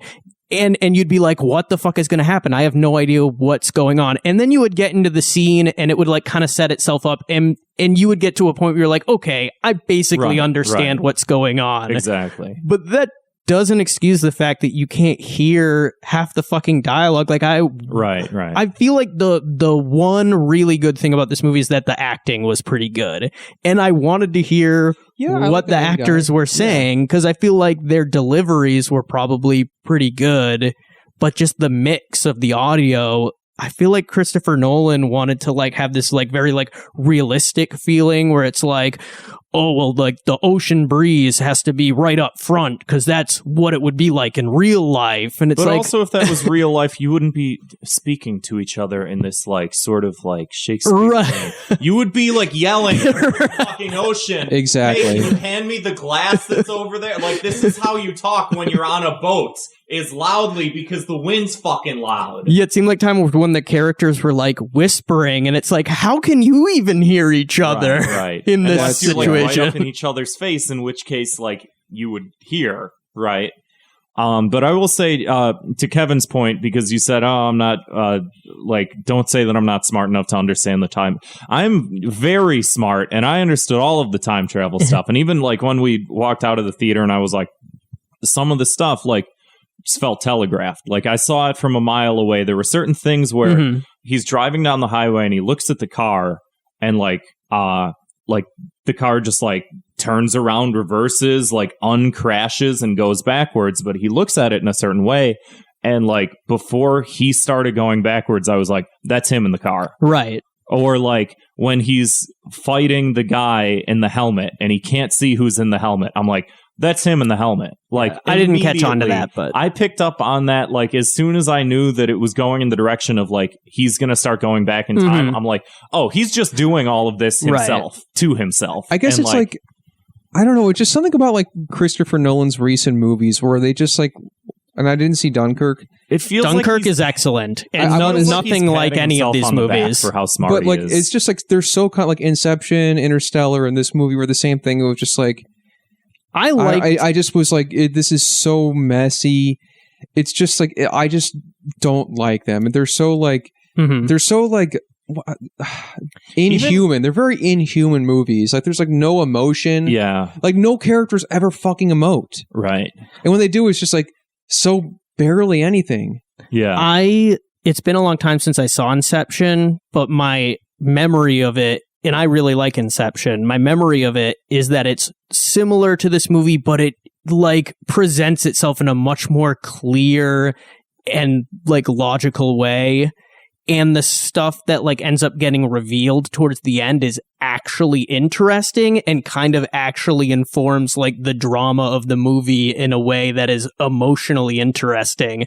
Whereas in this movie, like I feel like I'm with Grant where I understood what was going on. I just like didn't care because it was like, that's okay, cool. Like this caused this to happen and this caused this to happen. But there's no like dramatic weight to any of it other than, well, that's cool, I guess.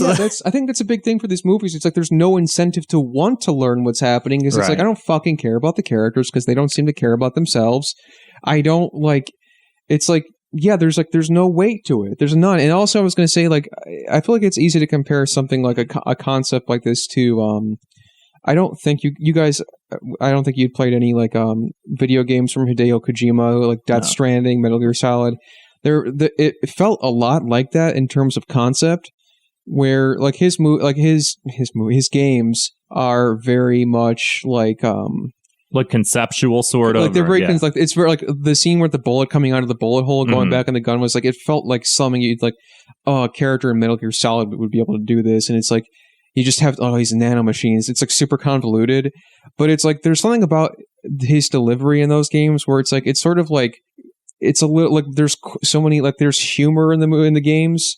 There's like corniness. There's like charm and charisma. And it's like, yeah, they're like, there's so much gobbledygook and stuff like that. And it's like, yeah, you could read up on it. And it's like, oh, that makes more sense. Like Death Stranding, I did read up on later. And I was like, oh, wow, that was a really smart fucking game. And even though maybe not everything made sense, but it's just like, it was charming and interesting and fun enough. This movie wasn't. It was so fucking boring. Right. There was like, it was a stale, dull turd. And even like Inception had the part where it's like, obviously Leonardo DiCaprio's character is like just stuck in this like loop of grief that he can't get out of. And like the whole premise is like he just can't get over like the death of his wife or whatever the fuck.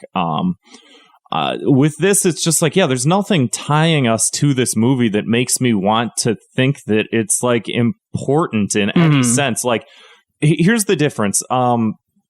Christopher Nolan also, like, his first movie, I think, was Memento, if I'm not mistaken. Oh, it was actually following? It was actually his last movie. And I haven't seen Memento in like 15 years, but I remember seeing it then when I was a teenager and I loved it. I think Memento's a very good movie, but it's very small scale. It's just like a weird crime drama where the beginning happens last or the last part happens first, and then you're just sort of like trying to piece together what the fuck happened to this. That movie doesn't have guy. Like time travel in it, though. It's just presented. Travel, it's just presented out of order. Amnesia, because he can't like it. He has spotty memory, so he's like tattooing, and that's charming. It's like, oh, it's like right. It's so amnesia. it's small scale. Like this movie, I'm like it's supposed to be like Christopher Nolan's like time traveling James Bond. Like the main character is just the protagonist. On paper, that sounds awesome. I think Christopher Nolan needs to stay away from time travel because this movie and Interstellar had time travel. And do you guys know what a causal loop is? Yeah, and they sort of reference. Well, they reference like the fucking paradox shit. He relies on causal loops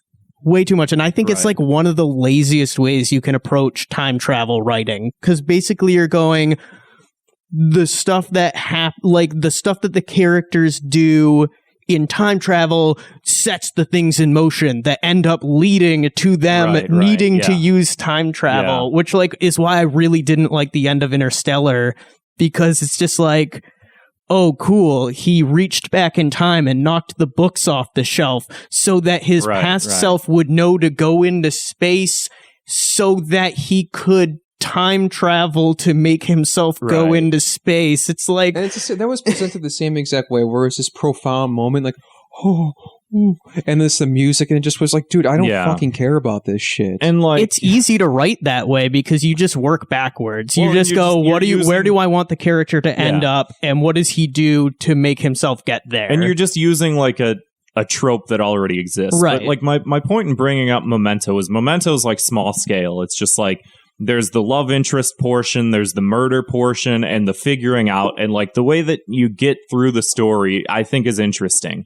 And it's very tied down, but like the thing with, I feel like a lot of his movies as of late, this one in particular, like the character's the protagonist. He goes out, he sets out to do whatever. What's the job that he's been tasked with? Preventing World War III. How do we know World War III? I don't know. There's just some guns that shoot backwards. Like, oh, we're preventing World War III. And there's all this importance. And, like, he's trying to make himself a god. It's not fucking interesting. The villain was so fucking boring to me. I like Kenneth Branagh, too. I liked his performance. I did not like him. Okay. And the whole thing with, like, he's trying to make himself a god. And again, they telegraphed what would happen. Because Robert Pattinson's character, like halfway through the film, or like maybe 3/4 of the way, somewhere 2/3 of the way through the film, he says something about like the grandfather paradox, and he's like, it couldn't exist because like you couldn't, it just like couldn't exist, like through virtue of the paradox existing is like, but you could like go into the basement and kick your grandfather like halfway to death, but you could never kill him because that just wouldn't make sense within like this dimension of how we understand time. And so it's like, well, he's trying to create that paradox that can't be created, because we've established that paradox cannot exist. So what's going to happen is he's not going to take the entire universe down with him because he's dying of pancreatic cancer or whatever. Like, he's just going to kill himself. What happens? He fucking dies and he kills himself and none of it happens. And so it's just like, and I fucking, as soon as he said that, I'm just like, oh, so nothing's going to happen because you've established that nothing's going to happen. Does this make sense? Like, yeah, that was like the one thing I hadn't completely wrapped my head around when I left the theater was why was the villain trying to do what he was doing? The reason I didn't get it is because it was so simple. He has cancer and he wants the world to die with him. Like, that's not interesting. And we established that can't happen. Like, there's so much that's stupid about it. And then, like, the other another element of it was like when the woman's like, "Oh, I found out he was cheating on me," and I saw this woman dive off the balcony, and it's like pretty soon in, I was like, "That's just her. That's her diving off of her own boat balcony, thinking that she's being cheated on by herself." She kills the guy. Like, it would. The level of importance in that she had some line about like, oh, and I looked at she just seemed so free, and it's like, yeah, because you're freeing yourself from this like prison of this marriage. It's just like so fucking. There's so much that I fucking hated about all of it. Yeah, God, it just like honestly, like the concept was interesting enough, and I feel like it could have been good if it was like presented better. I just did not care about anyone.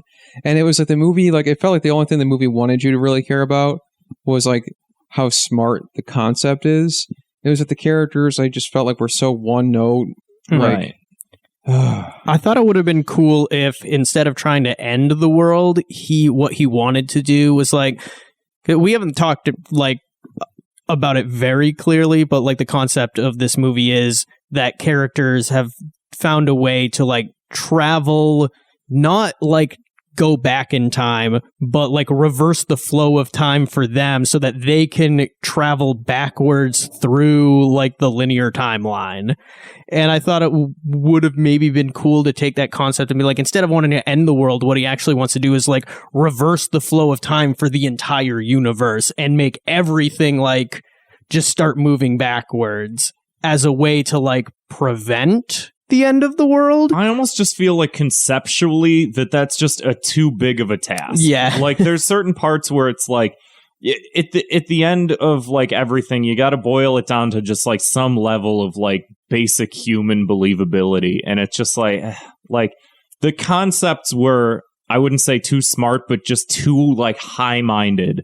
Where what was the thing that he made some line about I had it in my head and I just fucking lost it. God, he made some reference to like, oh well, this happened and like this, like I'm referencing this and I will become this, and it's just like, man, just shut the fuck up. Like, just boil it down to like the simple humanistic elements and then tell an interesting story, you know, like. Yeah, I just don't think I like Christopher Nolan anymore. I kind of feel like that, too. I think you guys should watch Dunkirk. I think it's totally fair if you don't like him in general. You have? Yeah, I have mixed feelings about it. I'll check it out. I mean, like...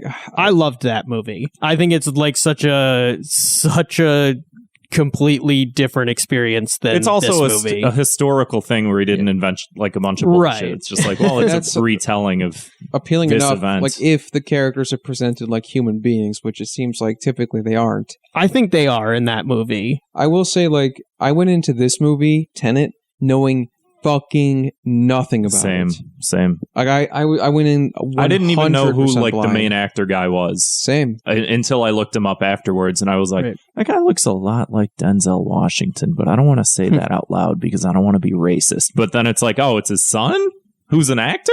I didn't know that. So yeah, they're all actors, man. That's right. I'm just kidding. I will say I don't think I hated this as much as you guys did, just because, not because I thought it was good, but because it didn't, like, the things that sucked about it didn't really make me mad. I was just kind of like disappointed by it. But like, I didn't mind sitting through it. I thought it was like visually engaging, at least. For me, man, it dragged. It was like, it felt. I just feel like all of the things that you thought were like like the good parts, like, oh, it was visually stunning or whatever, And it was, are just like non-redemptive to me. Like, Fair enough. If a movie is bad and I don't like it, I can't sit there and like justify just like looking at pretty images for like 3 hours. Like, I will say, yeah, it did look very good. There was a really good scene with the room where like one is going backwards, one is going forwards, and like one is like red, one is blue. Mhm. You know, when they're behind that bulletproof glass. I'm like, oh, this is really. It's like Beautiful visually shot. sort of Yeah. stunning. Yeah. I'm not trying to argue it was good. I'm just saying I didn't hate it. I'm just saying, like I'm not angry. I'm not angry at I it. feel like Christopher Nolan like thinks that he's a lot smarter than he is, and I got to take him down a peg with the bonus episode of my podcast. Yeah, totally. Like the world must know. It feels like a fucking 3-hour masturbation fest. Mhm. Like, just look. I'm so smart. I figured out time travel, and it's just like, yeah, man, like, fuck. There's like fucking episodes of Doctor Who that are better than this, and I don't say that facetiously to rag on Doctor Who, because there are a couple episodes where it's like, this is not only like funnier and more engaging, but like this is better. Yeah. I think between this, Interstellar, and Dark Knight Rises, he has established himself as overrated. Yeah. I hate that argument, but I agree. I agree with that to a certain extent. Like like his whole reason for, I guess, taking on the Dark Knight movies and doing so well with them was that he's like, well, I did a superhero franchise. I did very well with it. Now I can make whatever movie I want to make. And it's just like, but you're bad at making movies that aren't like The Dark Knight. He's also making the same movie over and over again. It feels like it, and it's just like again, the characters, like I just didn't give a shit about what any of them were doing. They were all flat. Like there's no level of interaction. Like just the snarky dialogue of just like, I'm gonna go to this restaurant and order a meal and nice suit. Walk out. And the suits were good. It just was like, no, you're not fooling anyone with that Brooks Brothers. Can I get this in a doggy bag, please? Ha ha ha. Shut up. fucking rich people.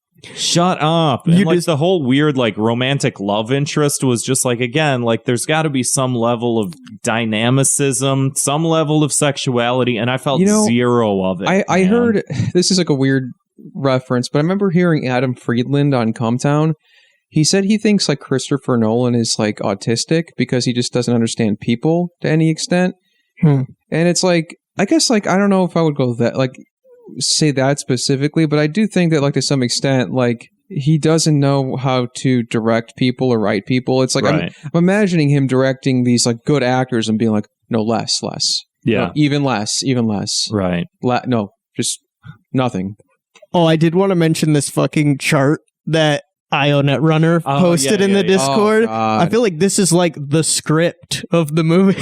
Like this, like Christopher Nolan brought this to the studio and was like, here's what I got. And they're like, oh, brilliant. And he was like, it's a chart that shows like all the ways that the timeline stuff connects, and it's bonkers.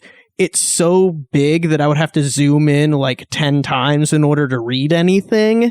Like, I can't imagine trying to decipher this. It would take so much time that I just don't care enough. Well, and to tie it back into like what initiated this portion of the conversation regarding this movie is, oh boy, homework. Which is what we talked about after we saw it, which is just like, it'll make sense if I go home and read about it on Wikipedia, but like, how come you couldn't just make a better movie? Like, Donnie Darko had a lot of time travel elements. It's a movie about time travel, but like, it's a fucking good movie. It's about like a forlorn teen. Like, there's like sexuality. There's like fucking like the dynamic between like parents and children, and like the coming of age, and like all of these different things. And then it's like, and also like he's having weird visions that are like tying him back into this like causal loop in the future that like resolves itself. But it's like, we don't have to sit there and like try and understand the time travel elements to understand that like this is like just a heightened sense of like a coming of age teenage movie that happened in the 80s. Like it's good on its own merits. based on that, and then the time travel's like a little bit extra, but it's like it's a human story. This is not a human story. This is like, I am really smart, I understand time travel, and it's like, but that's not good enough to make an entire movie about. So speaking of the merits, though, like let's just say our rankings then. No, I have nothing good to say about it. I mean, it's an easy burn it for me. I also burn it. It's not as bad as The Rise of Skywalker. That's for fucking sure. Yeah. If it was just me, I'd probably shelf it, but I'm not going to stand in the way of burning it. It's not good. Everyone's got a choice. Oh, we all get to do it separately. I thought there had to be a consensus. Our own level of authoritarian. You guys have gotten rid of consensus in this dystopian dictatorship. Oh, just whatever. Look, it's your vote. We're all the dictator. It's your vote. So the issue. I mean, like, it's not even a vote, just what you think. Nah, fuck it. I'll burn it too. Okay. I'll burn it too. I mean, were there things that you felt like were points of contention where, like, you're like, actually, no, I did like this? No, there were things that I liked about it, but I agree with you that they don't redeem the movie. Yeah, that's my only thing. Or, like, you could, like, what do we, card it or whatever, put it on the library carts. Like, you could vote to do that or whatever, too. Yeah. Like, if you feel like there were certain things. Well, shelf. It's library, shelf, or... Right. Yeah, I think you said shelf before for Better Call Saul. The terms, you meant library. I think I said top shelf in the library. It's confusing. It's because the last item on the docket here, Feels Good Man. No, this is not the alternate title for Better Call Saul. Get it? Why would it be Saul Goodman? Oh yeah, no, that makes sense. It's good. Hey Jimmy, it's Feels actually now. Anyway, enough of that crap. Feels Good Man is a documentary about Pepe the Frog, basically. The creation of Pepe and every step along the way. It's truly a very unique and fascinating story. A lot of stuff that I didn't know, and like we followed it pretty well, I feel like, on Thought Cops. Yes. You know, like every sort of like beat along the way of like, yeah, he sued InfoWars. Like I remember that happening, or I remember like when you mentioned when we were watching it, when Donald Trump retweeted the Pepe the Frog image, and it's like, I remember watching that, you know, like when that happened, and like I remember like the beats of it, but the story itself, and from his point of view, was like something that is like finally now sort of coming, you know, like getting some sort of traction, you know. Yeah, I was listening to Cumtown. No, a different podcast. Different Doughboys. podcast. No. Mega 64 cast. You'll get it eventually. It was a pound cast. Okay. They Matt Fury and I forget his name, the director of the movie, were on it. And I guess like some of that shit was happening in real time during the filming, like the lawsuit against Alex Jones. Right. It's like the whole third act was like stuff that was happening like while, which happens in documentaries. Yeah. You know? So it was anyway, very, very well produced documentary. It wasn't just cold hard storytelling. There was like a really cool animation and everything. Yeah, that was like I would watch a fucking what's it called, Boys Club. I got it on my shelf over there. I love it. I flipped through it a couple times, but I would love to see that as like a TV show. Like, I was like, or a web series or whatever. Like it's solid. I was like, this could fit on Adult Swim or something. It looks so cool. And I assume it was the artist who was doing the animations for the movie, right? Well, apparently, the director does animation, and he scanned the comics, and he just used those to animate them. So it was like a collaboration of like taking his artwork, but then like applying new animation to it. Yes. But those animations were tight. Like I would watch that show. And there was it won't happen, but I would watch it if it came out. Definitely not. So there was like a lot of imagery in terms of like it was like Pepe like falling, and there's all he's happy, then he's falling through the computer, and everything's just like getting all fucked up. Well, that music is playing too, which like tied up real, like it went together really nicely. Yeah. And I thought it was, so the story is Matt Fury is the creator of Boys Club. One of the characters in the comic strip is Pepe the Frog. Pepe became a meme, non-politically, really. I mean, it was used for... It was so, like, that was one of the bigger, like, since 2010, 2011, I remember seeing like Pepe memes and shit like that. Like it was very widespread among internet culture, and eventually it made it to the mainstream, which was its downfall sort of thing. Like They said the thing that went viral was the Feels Good Man thing, Yes. which is yeah, that was the first. a comic where he is peeing and he has his pants put all the way down to like his ankles, Right. and someone walks in on him and is like, "What are you doing?" And he's like, "Feels good, man." Yeah.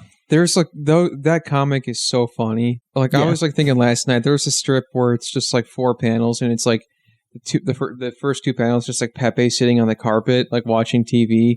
The third panel is his roommate comes in, he's like, "Hey Pepe, what are you doing?" And the fourth panel is him turning around, just like watching commercials. And it's just like this, like it's just the mundanity of like a post college like Right. lifestyle. It's like, where am I?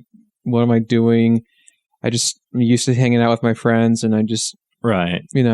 And there's like that level that I feel like is like the heartbreaking aspect of it, because like when he was talking about like writing the comics, he's like, yeah, just like me and my friends would hang out, and it's just sort of like a story of me and my friends, like he's just such a doing chill guy. dumb Super shit in relatable. comics. And then like I made the comment of like, dude, he even like looks like Pepe. Yeah. And then like the next scene, they're like, Matt kind of like looks like Pepe. And I was like, Jesus Christ. And so it's sort of like this character's him, which is like the heartbreaking thing, is like this thing that's sort of like his life has been turned into like a hate symbol, and has been appropriated in this way. And it's like, it's sad to like see that happen and to see how he like had to deal with it, Yeah, it's quite a story. But I one thing the movie pointed out that I think is integral to knowing if you're at all into internet culture is that all memes, all online etiquette culture,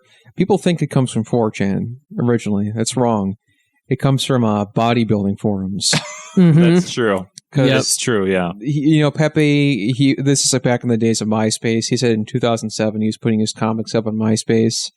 And somehow they gained traction, like anything else would, I guess. And the phrase "feels good, man" was referenced on bodybuilding forums, and when they would be sharing, swapping stories. Well, what would you call it, Graham? Regimens?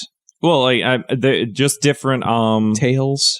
No, I mean like different like it's a forum, and there's like different conversation topics, and they'd post like progress photos, Right. like lost 10 more pounds, getting shredded as fuck, feels good, man, sort of thing. And he said it was not just a throwaway phrase, because it was like people were intentionally doing it. And then from there on, Pepe's image was tossed around, and it was on 4chan and stuff, and it was just sort of like associated with like quote unquote green text, I guess, stories where it's like Pepe is just sort of this relatable figure.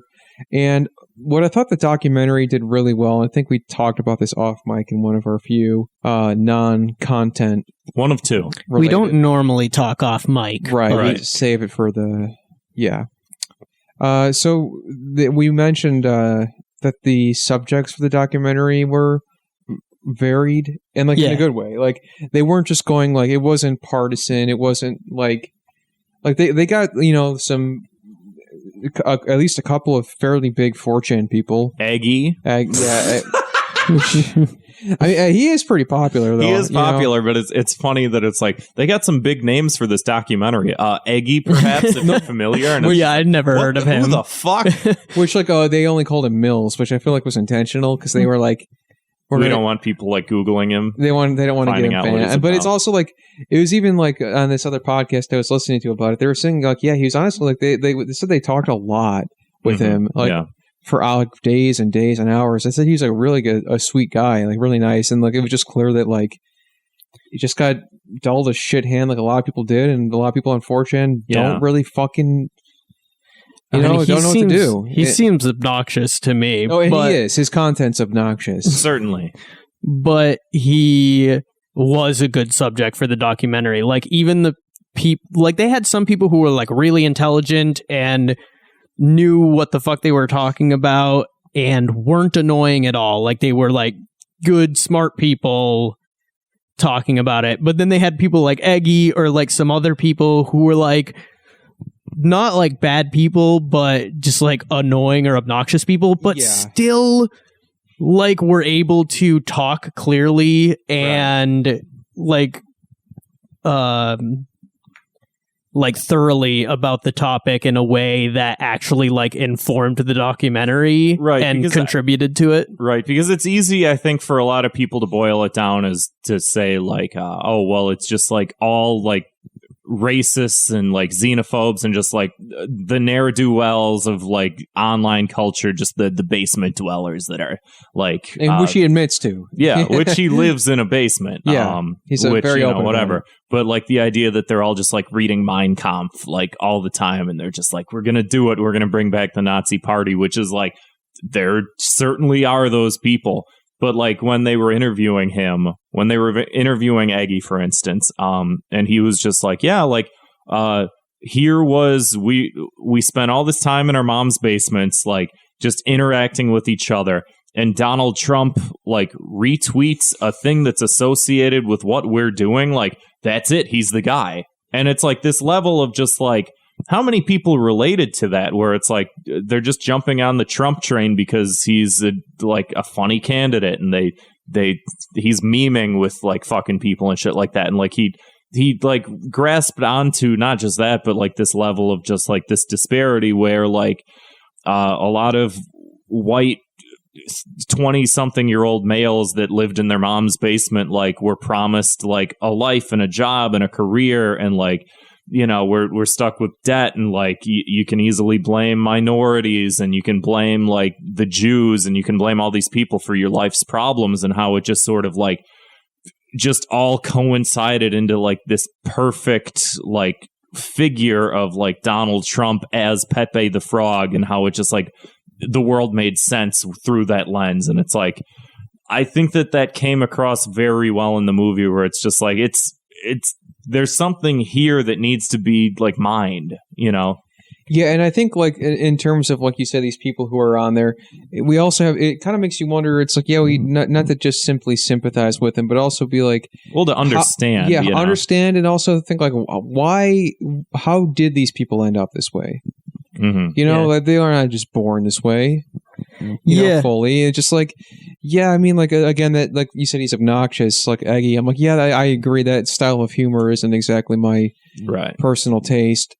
But I also don't like his attitude. He seems like he has a shitty attitude towards the world. Yeah, but like that's like kind of like, but why? Mm-hmm. You know, but like, and it's like, these are people who it's like, I know, it's like, oh, people are like, oh, well, here I go, white people, like, oh, white men have it the easiest, yada yada. And it's like, yes, that is true. But like, man, like some people have it hard, and like if you're just going to write them off for the simply identity politics stuff, and it's like they're going to get mad, and they're going to hole up, and they're going to get sad, and like they're going to be like, yeah, people don't like me. It's like, I may have like the police aren't fucking shooting me, right? Yeah, the but movie like but culture at large, this culture that I'm a part of, like if you're like some person who's just depressed, and it's probably from a shitty fucking system that doesn't take care of its people, and you're living in a basement, like there's no incentive to fucking do anything besides smoke cigarettes and play video games. It's just like you see something that like this is your thing. It's Pepe, and this is like there it is, our thing, and it's like become real. Yeah, so it's like, so then what he did was tap into that, maybe not even knowing it, but then again they even interviewed his advisor, who is like they knew better, right? To like take advantage of these people. Right. Yeah, they didn't go out of their way to portray Channers as like to like villainize them. They just kind of not unnecessarily, and like there's due and undue hate with a lot of that shit, where it's like, I mean, some of the shit is egregiously awful, but like it's also coming from a place where like, there is a certain culture that's like not understood, that like maybe we just need to understand it better in order to like tap into some of this shit, you know? Exactly. I mean, I think they would like free up so much of this culture war polarizing shit. And I mean, well, that's a subject. I mean, like that the movie does maybe partially touch on, but I do feel not to a large extent. That's a portion of it. I mean, like they talk to like I thought was very interesting too, is they talk to a lot of like how do you say, meme experts or whatever, or social media experts, and these people who like track these trends, and it's almost like that one part where like Matt Fury is in that room with those guys and have this like, image board of all this data. It's like, that was crazy. Been used by all these. It's been used here, this much on 4chan, this much on Facebook, this much. It just was like how not only how do you get that data, but how do you interpret it to this level? And that was like something I never even thought of. And I'm like, holy shit! Yeah, those people were hardcore statisticians. I mean, this is like language. This is society. This is culture. I mean, this is like the fucking like hieroglyphics back in the day. It's like this is how we study these things. Well, and they did bring up like the term meme was coined by Richard Dawkins to like this was sort of the beginning of the video was like, yeah, you have genes which are like genetic expressions of like how to pass things from one species to another, and then you have like memes which are like within humanity like different thoughts, and it's like, how come everyone from a certain place has a certain hairstyle or wears their clothes a certain way or eats these foods? And it's just like, those are memes. And yeah, it's not just a stupid funny picture you see on the internet, but like it is, you know, like that is the expression of like, this has all happened. This is all like a cultural thing that has happened, you know? And I was like talking to somebody recently too, where I'm like, yeah, I can't like just Pepe as a symbol. Like, what has become, like, there has never been a meme or something like that to that extent where it's been blown out of proportion like that. And they were like, what about the Buddhist manji symbol? Yeah. Which is like the flipped around swastika. So it's like, I mean, there's a lot of I would say that's like the only thing comparable to Pepe. There's probably other ones that like maybe we just don't think about too much, but those are on like on that scale. Though, like, I'm sure there are others, but like, I mean, maybe there's something on the scale I'm forgetting, but I was really surprised by how well this documentary approached internet culture, because I feel like my biggest fear with something like this would be like, they're going to get people who like know like the basic stuff, but don't really get like how internet culture works and like how people on the internet actually respond to things. But they did such a good job with getting, like you said, like people like Eggy and people like that who like obviously have like the inside knowledge because they are those kinds of people. But then even the people who were like the experts like seem like they weren't like coming at it from this overly academic point of view. They were people who clearly are like paying attention, or they had one foot on the ground, and then like it's like a lawyer who understands this stuff, and then talking about Matt Fury's situation and being like, Matt just like doesn't understand the internet. Like, from a legal perspective and from a moralist perspective, he's completely right. But just because you want to change some of this stuff, like that's just not how it works. And it's like, it's good that they were like saying some of that, which is like, you do have to sort of understand it a little bit in order to make some of this change happen, you know? That was one of my favorite parts of the documentary was like, as the story unravels, you kind of realize like how naive Matt Fury is. And even like I said, when he goes to that meeting with the social, they have all the image boards and stuff, and they're like, how do you feel about this? He's like, they're pretty blunt. He's like, I mean, I don't know, it's not great. He's like, yeah, not really. They asked him like, do you feel at all responsible? And he was just like, and they're like, you know, it's okay if you do or you don't. Like, I'm not saying like you are responsible. He's saying just like, you know, like, do you feel any responsibility at all? Just like weighing upon yourself. And he's like, yeah, kind of. And he's like, yeah. God, yeah, this there's just like so much to unpack. And even like that one scene where they were like, after Pepe was taking off, they had like spent how much money? Like $43,000. It on, was like, a lot of merchandise, and it's all sitting in a garage because like they can't sell it. And it got delisted and everything off. Like, you can't sell that hate symbol, and they don't want to sell it because they just don't want it out there. That also in the world. True, yeah, true. What like, you have an obligation to not release that. It's so. It's just like I that's like all this stuff, all these incidents that are highlighted in the documentary just emphasize how much of a weird, unique situation this is. You know, and that's like sort of going back to like what we started talking about, which is like, I knew like the beats of the story, but like I didn't know that, like the the t-shirts and stuff like that, like the level to which some of this stuff happened, you know, like. I thought it was interesting that they managed to get the guy who's like the meme guy from the like Trump's 2016 presidential campaign. Right. And this guy is like clearly super smart and like gets how to manipulate that kind of stuff. And he admits to it. Yeah, he's like super unashamed about it. Like, seems like a smug piece of shit. Like, I mean, I think this guy's probably like evil because like he knows exactly what he's fucking doing, and he doesn't care. Detachment. There's a level of detachment where he's just like, when it comes to like voter statistics, he's like, I know more than anybody in like Capitol Hill, which is like in and of itself like a terrifying prospect, but like he's using it to a certain ends, which is just like, we're going to use this data. It's like it's like in the movie Nightcrawler, which we haven't talked about, but like I would like to Great review. movie. I just rewatched it recently. I just watched it for the first time, but that level of just like, we have the footage, we have to play it sort of thing. And they're like, well, what about this? And they're like, fuck that. We have to put this on TV. We have to get like #1 rating slot. It's the same thing. It's like, we have to have this guy win. We have the data. We're going to use it sort of thing, you know? Yep. Yeah, definitely the most obnoxious person that they put in was that fucking dude who spent all that money on The rare because what there's the Pepe cryptocurrency. Dude, there were literal Nazis on the TV, and I was like, yeah, they're Nazis, whatever. And they put that guy on the screen, and I was just like screaming about it. I'm like, fuck that guy. This guy's rich, expensive car. This guy like demanded that they film him presenting himself driving his fucking like Lamborghini or whatever on like up to like a fucking cliff. His own parody version of the Pokemon song, which was Rare Pepe. That's gonna be you one day. That was a Lamborghini with unbelievable. I would kill myself if I was that rich and that much of a douchebag. He's just bragging about how he spent all of this cryptocurrency on the rarest Pepe. Like they're like collector cards. It was like Homer it's like Simpson the most Pepe Pokemon card. It's the most meaningless stupid shit. Flaw. But they had real auctions for these things, and he spent it's like Bitcoin, but for pictures, I guess.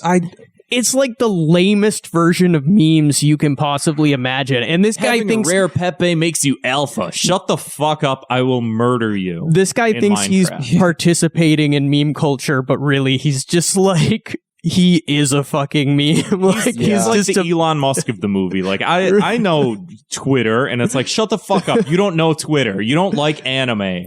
But yeah, that fucking him singing along with his own fucking parody of the Pokemon theme song, where he has written entirely new lyrics to it about his rare Pepe card that he bought. It was just this level of like, oh my God, like how does this person exist? That goes to show about what Kevin's talking about, like the political nature of like us being able to reach some of these people, is that some of these like basement dwelling Nazis, I feel like we could get them back to our side. Those people, the fucking rich 1%ers that are spending this money on these fucking rare Pepe cards, we can never reach them. This is the class warfare. No. We need to reappropriate the Nazis go in the back guillotine into in Minecraft. The political paradigm. And we need to take all of these basement dwellers, say, hey, there's space for you on this side of the aisle. We need you back here. Because these people cannot exist. This man cannot fucking exist. He can't just fucking be out there doing what he's doing. Oh, man.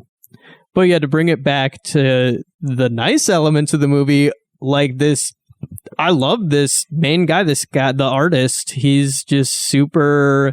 Couldn't have happened relatable to like a nicer person, you know. And his journey is really great. I really like that the movie actually got to have some good like conclusion. It's fine. It's so annoying. It does that. I don't know why. This would cut that part out when I said that. Like, go back to Josh's thought. It's a nice conclusion.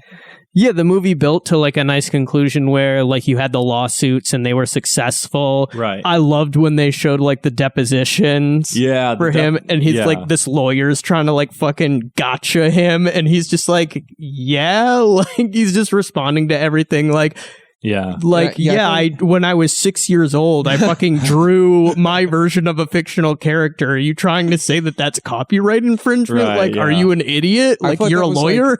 like character growth for him in a way, you know? It's Yeah. like Matt Fury has learned from all this, and this is sort of him, like, Standing up for himself for Yeah. like the first time. Mhm. yeah, and like he just like knowledge and everything now, instead And of like naive. winning too. Like, Yeah. it was cool to see. Like, he's been filing all these lawsuits, and when the InfoWars thing happened, and he's like, they say that it's not a lot of money, but he's like, this is more money that I've made drawing the fucking comics that made me famous. So like, I'll take it. Like, fuck it. And yeah, the Alex Jones portion of like Alex Jones's deposition also was just like, oh, you think that this guy's like this charisma, like, oh, he's Alex Jones, whatever. But it's like he came off looking like the biggest fucking buffoon. And I know that that's part of the brand, but this was like out of character buffoonery. Like, it's just like, no, he's like fucking stupider than you would have thought possible. He's not this like Svengali of like, oh, I understand the fucking what makes me a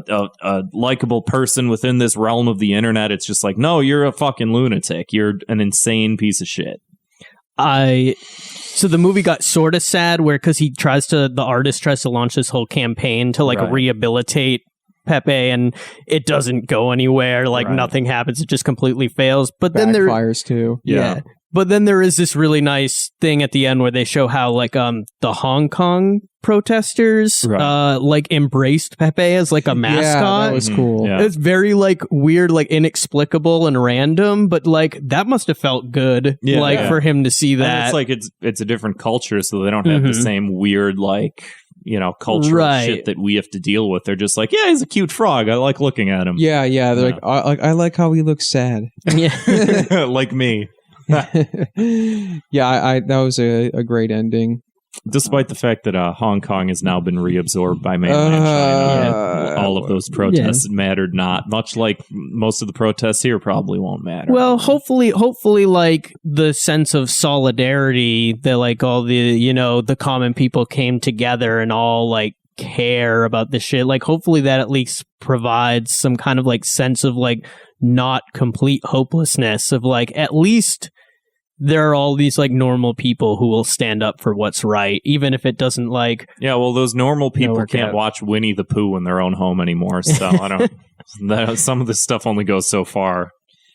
Any final thoughts on Feels Good Man? I mean, I thought it was like a good documentary. It's like the type of thing that when people are like, oh, I'm really into documentaries, and it's just like, what do you want? Like Tiger King is like your fucking like that shit fucking blows. This was like genuinely good, and it's like you learned something from it, and it was like genuinely entertaining, and it was like a solid story to follow. And like Matt Fury's obviously a very likable guy, and like weirdly charismatic in his own sort of way, and it's just one of those things where it's like, yeah, I mean, I really enjoyed watching it, you know. Yeah, and I feel like it was like very on brand for us. I was like, I saw it was coming out. I'm like, we gotta watch this for Fire Bros. And I don't think you said you saw it, and I don't know if we'll ever get to reviewing it or not, but it was a good companion piece to another documentary, TFW No GF. I haven't seen it, but I'd be willing to watch it. That like touches a lot more on the 4chan people. Like, yeah, they want to do is, like I said, smoke cigarettes and play video games. And why the fuck do you think that is? You know, I'd be willing to do that for the next one. Yeah, I mean, I have already seen it, but if you, I mean, it's fresh in my head still. So regardless, I know I don't want to say shelf because it's confusing. Let's say, okay, I think library. No, there's library, shelf. There's the shelves in the library. Right. There's like so there's top shelf, medium shelf, bottom shelf, library.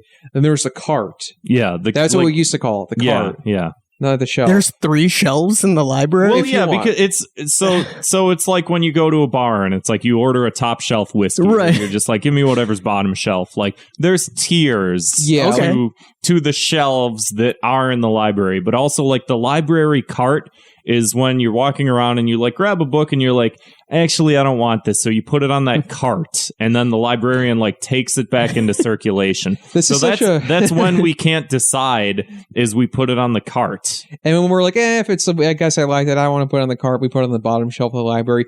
In all reality, it would make more sense if we just scored things on a 1 to 5 scale. Yeah, it has to be. It has to be the Fahrenheit 451. Yeah, it's not. I decided. Yeah, it's not in coordination with the theming. Yeah, so the whole point is you've got soldiers. Or do we not burn it? It's either it's so terrible that it shouldn't exist, or like whatever. It's either watchable or it's like our favorite thing. I say for me, it's a favorite thing. Put it in the library. Right up in that top shelf with Better Call Saul season 5. Yeah, I would say top or middle shelf. I'd say middle shelf. But yeah, I mean, it library at the very least, not burn, not cart.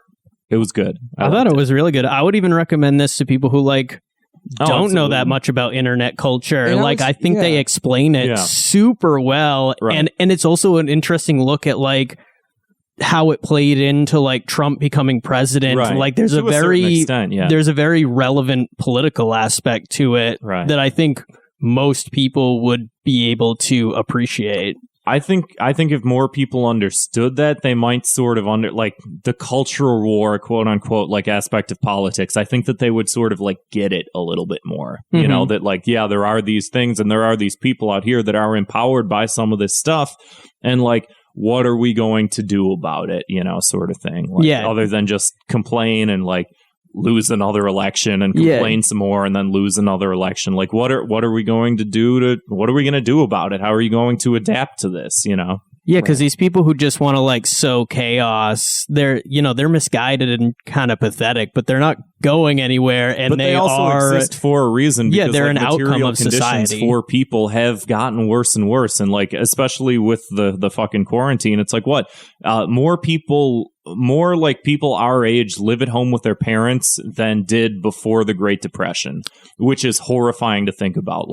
We're not in a good place right now. And when you see all the rioting that's happening, it's riots don't happen in places where fucking material conditions are good, because what is there to riot over? It's shit's bad. And this is what happens as a result of shit being bad, is we have these stupid culture skirmishes over things that don't matter, is they just chip away at your fucking financial freedoms and shit like that, you know? Just watch Joker, man. You'll get it. Or better yet, listen to the episode of Fire Bros where we talk about Joker. If you're listening to this, you have access. Go find it. I don't think I need to listen to that one. You should. Maybe I will. I don't care. So yeah, well, I think that just about wraps up the episode. Yeah. Thanks everybody for donating on Patreon. Helps, you know, I want to say it helps us out a lot financially, but it also helps us out a lot emotionally, I would say. Because it's you want to feel like it's all for something. Well, and I was thinking about this, reading people's reactions to the video we just released earlier. And when people are like, oh, this part genuinely made me laugh out loud. Yeah. It's the idea that we're making content that people are actually, one, listening to, and two, attaching themselves to, and three, have genuine emotional responses to, whether that's laughter or whatever, is just oh, I'm actually doing a thing that's good, and not just something where someone's oh yeah, I'll check out your video, and they never watch it, sort of thing. And that that when this on-screen text comes out during the I was something had to break it up, and he actually sent me that verbatim. He's what if he DM'd me? He's what if you said da da da da, and I just copied and pasted what he said in the video. Yeah, that was funny. And I had several my parents watched it, and my dad was I really liked when the on-screen text came on during that part. Right, yeah. And I was thinking I was almost worried that bit. I think it was clear what it was, and it was funny even without it. But then when I put it in there, it added to because it was the guy was kind of rambling, about the prince. Yeah. I was kind of I'm do I have to cut this down? That'd be awkward to cut it down even more. Right. But then I was if I put that text in there, I wouldn't have to. It would kind of make a joke where it's you're reading this and the guy's rambling about this print shop, and it's yeah. I mean, that whole thing was your joke. You had that whole idea of let's do the socially distanced thing and make it kind of ridiculous, and I was just but that helped. if you like, put this in, maybe that like even like let's not forget my joke, which was a joke that apparently a lot of people didn't understand, which is walking around with pocket spaghetti and then dropping it on the ground. It seemed like enough people got it. Knew what it was, and him and I didn't know. Exactly. I still thought it was really funny. Most people knew what it was. It seemed like. I don't know if they did or not. I know that you two didn't, and like when I'm creating things, I'm just like, I care about the people. Let Grant that I'm know, okay? With. Yeah, no, I talked to my girlfriend about it. She's like, how did you not know what that was? Yeah, I keep wondering that. I was like, I don't. Maybe that was just like there was like a few years I was like not really on the internet. I think it was like the late 2000s and early 2010s. I was like very off, and I want to say that was like from that era of culture, perhaps. I don't know, but anyway, go watch the video. Yeah. Who was it you said that told you that they liked the text? Who was that? My dad. Your dad? Yeah. Thanks, Kevin's dad. I don't know if he's a Patreon. I don't think he is. Why don't you give some money to your son, Kevin's dad? Come on. Yeah, not as if I owe him enough already. We all do. We all owe your dad money. Yeah. Yeah, he's kind of what me. He's like, yeah, it's funny, but also like tell Josh, he owes us a substantial amount of money. So yeah, I mean, I don't know. I guess I was just trying to say thank you. So thanks, guys. Thanks for listening. See ya. Thanks for having me on. Oh, thanks for coming on. Actually, can I? Oh yeah. Sorry, Josh. Yeah, go ahead and you gotta. Go. Yeah, for go it. ahead. Plug your. Yeah, right now, absolutely. Yeah, we all have to. What do you think? I have any sort of professional edit this out. reservation? Josh, before we let you go, you've been working on a podcast of your own. Yeah. Thanks for asking. So organic.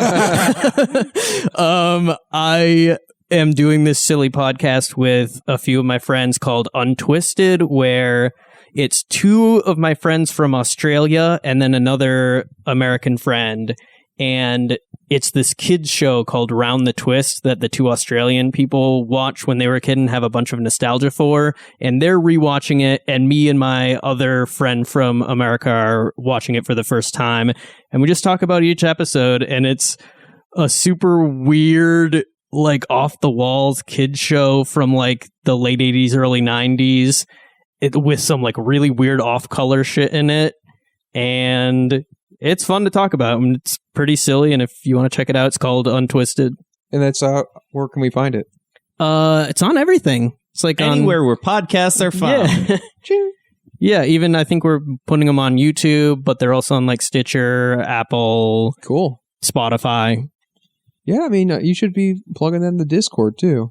I've put it in the shill yourself chat a couple of times. Muted because that one Johan guy wouldn't shut up. He stopped. He hasn't posted in there in a while. But yeah, I'm still not on shut Twitter. Him down really good. I think Orgridon shut him down really good, and he'd shut the fuck up after that.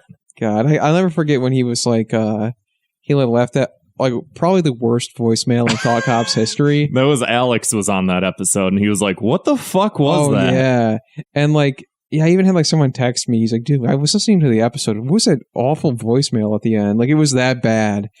And like, then we put the episode up and he was like, yeah, I guess they forgot to credit me in the episode description. It's like, dude, like. It was terrible, man. Like, also, like, you left a voicemail. We don't, we don't credit the people we like who leave good ones. Right.